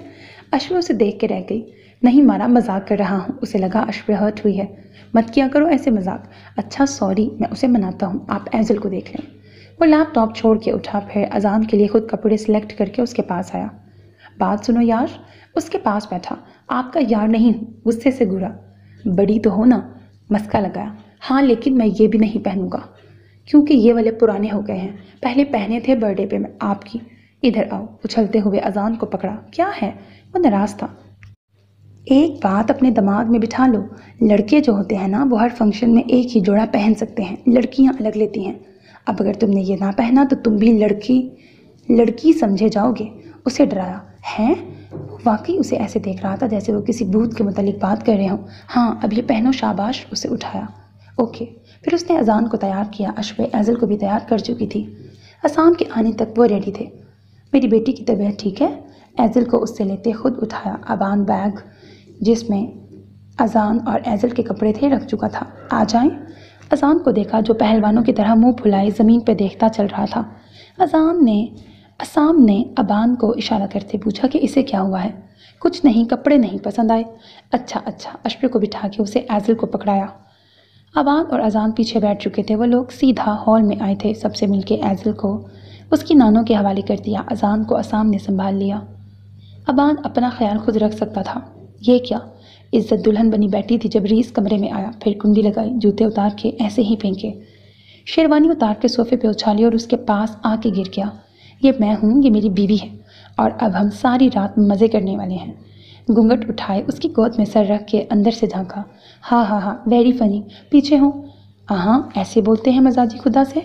नहीं, लेकिन तुम्हें भी पहले मजाजी खुदा की तरह आके मेरा घूंघट उठाना था, लेकिन नहीं। तुम्हें कौन सा पड़ी थी मुझसे शादी करने की? तुम तो उस नूर से शादी करने वाले थे ना? जी नहीं, मैंने ऐन निकाह के वक्त इनकार कर दिया था। हाँ, क्योंकि वो मुझसे हो रहा था। रीस को बताया नहीं था उसकी शादी किससे हो रही है। वो इतना उलझा हुआ था कि बिना कुछ समझे निकाह ख्वाह के सामने इनकार कर दिया। फिर जब सब ने उसे सही डांट के समझाया तो अक्ल में बात बैठी। मुझे पता होता तो इतना ऊंचा कहता कि बस, अब आराम से बैठे रहो, मैं सोने लगी हूँ। ऐसे ही सोने लगी हैं? उसका बाजू पकड़ते रोका। छोड़ो हाथ मेरा। नहीं छोड़ना, और आज रात सोना भी नहीं है। ज़बरदस्ती वापस बिठाया। वो उससे नाराज़ थी क्योंकि उसने उसके लिए कुछ नहीं किया था। मुझसे छोटे हो, ज़रा तमीज़ से रहना। दोबारा उठी। निकाह हुए अभी चंद घंटे हुए थे और वो उसे नीचे लगा चुकी थी। बेशक छोटा हूँ, लेकिन आपका शौहर हूँ। वो मिनमिनाया। शौहर हो तो क्या ज़बरदस्ती करोगे? मेरा कोई मूड नहीं है सारी रात जागने का। परेशान ना हो, काम बस चंद मिनट। सर पे हाथ फेरते उसे देखा। अपना ये मुंह बंद रखो और सुकून से बैठो। पाँव पटकते वो बाथरूम में बंद हो चुकी थी। रीस को अब उसे मनाना था। मम्मा, ये खोल दें। अजान काले रंग का पत्थर लिए उसके पास आया। ये वही था जो असाम ने शादी से पहले उसे दिया था। बेटा, इसका पासवर्ड आपके बाबा को पता है? वो ऐज़ल को फीड करवा रही थी। भैया को पता है, वो नहीं बताते। वो हमेशा सैड ही रहता था, या किसी से पंगा लेके या अपनी किसी मुश्किल में। अच्छा, मैं उससे पूछती हूँ। 2 साल पहले जब उसने वो पत्थर असाम को दिखाया था तो उसने खोल के दिया था। उसमें रिंग थी। ये रिंग इतनी कीमती तो नहीं है जितनी सलार ने अमामा को दी थी, लेकिन मुझे यकीन है कि ये आपके हाथ में अमामा जितनी ही प्यारी लगेगी। हाथ की पुष्ट होंठों से लगाते उसे कहा। उस अंगूठी के अंदर काले रंग का हीरा जुड़ा था जो चांद की शक्ल में तराशा गया था। असाम ने उसकी ज़िंदगी में हर रंग के फूल खिलाए थे। वह मुकम्मल थी अपने बच्चों और अपनी मोहब्बत, और इतनी मोहब्बत करने वाले शौहर के साथ उसकी ज़िंदगी की तमाम मुश्किलात कहीं दूर जा सोई थीं। ऐज़ल को थपकी देते वो मुस्कुरा रही थी। असाम करीब ही पुरसकून सो रहा था। अजान बाहर दोबारा अबान का सर खाने जा चुका था। ऐज़ल को अलग करते अश्वे ने ऐज़ल को बेड पे डाला, फिर करवट के बल लेट गई। ऐज़ल, अजान, अबान, अश्वे और असाम पुरसकून ज़िंदगी की पुरसकून नदी में बह रहे थे, ख़त्म शुद्ध। सो मेरे अजीज़ लिसनर्स, यहाँ होता है ब्लैक मून का सीज़न 1 का एंड। अभी इसका सीज़न 2 रहता है जो कि ई बुक स्पेशल था, और फिर उसके बाद उसको PDF की शक्ल में भी अपलोड किया गया, और आपके लिए डेली बेसिस पे सीज़न 2 के मेगा एपिसोड्स आएंगे। या तो मेगा एपिसोड होगा विच मीन्स के 2 आवर्स का होगा कम से कम, और अगर 2 आवर्स का नहीं भी होगा तो फिर डेली बेसिस पे आपको डबल एपिसोड्स दूंगी 1 आवर के। सो कोशिश तो यही है, अब आपने साथ के साथ नॉवल को एंजॉय करना है, डेली बेसिस पे अपने कमेंट्स का इजहार करना है और मुझे इनकरेज करना है, मोटिवेट करना है। चैनल को सब्सक्राइब नहीं किया तो वो भी करते हैं, और अपना बहुत ख्याल रखिएगा। नेक तमन्नाओं के साथ, अल्लाह हाफिज़।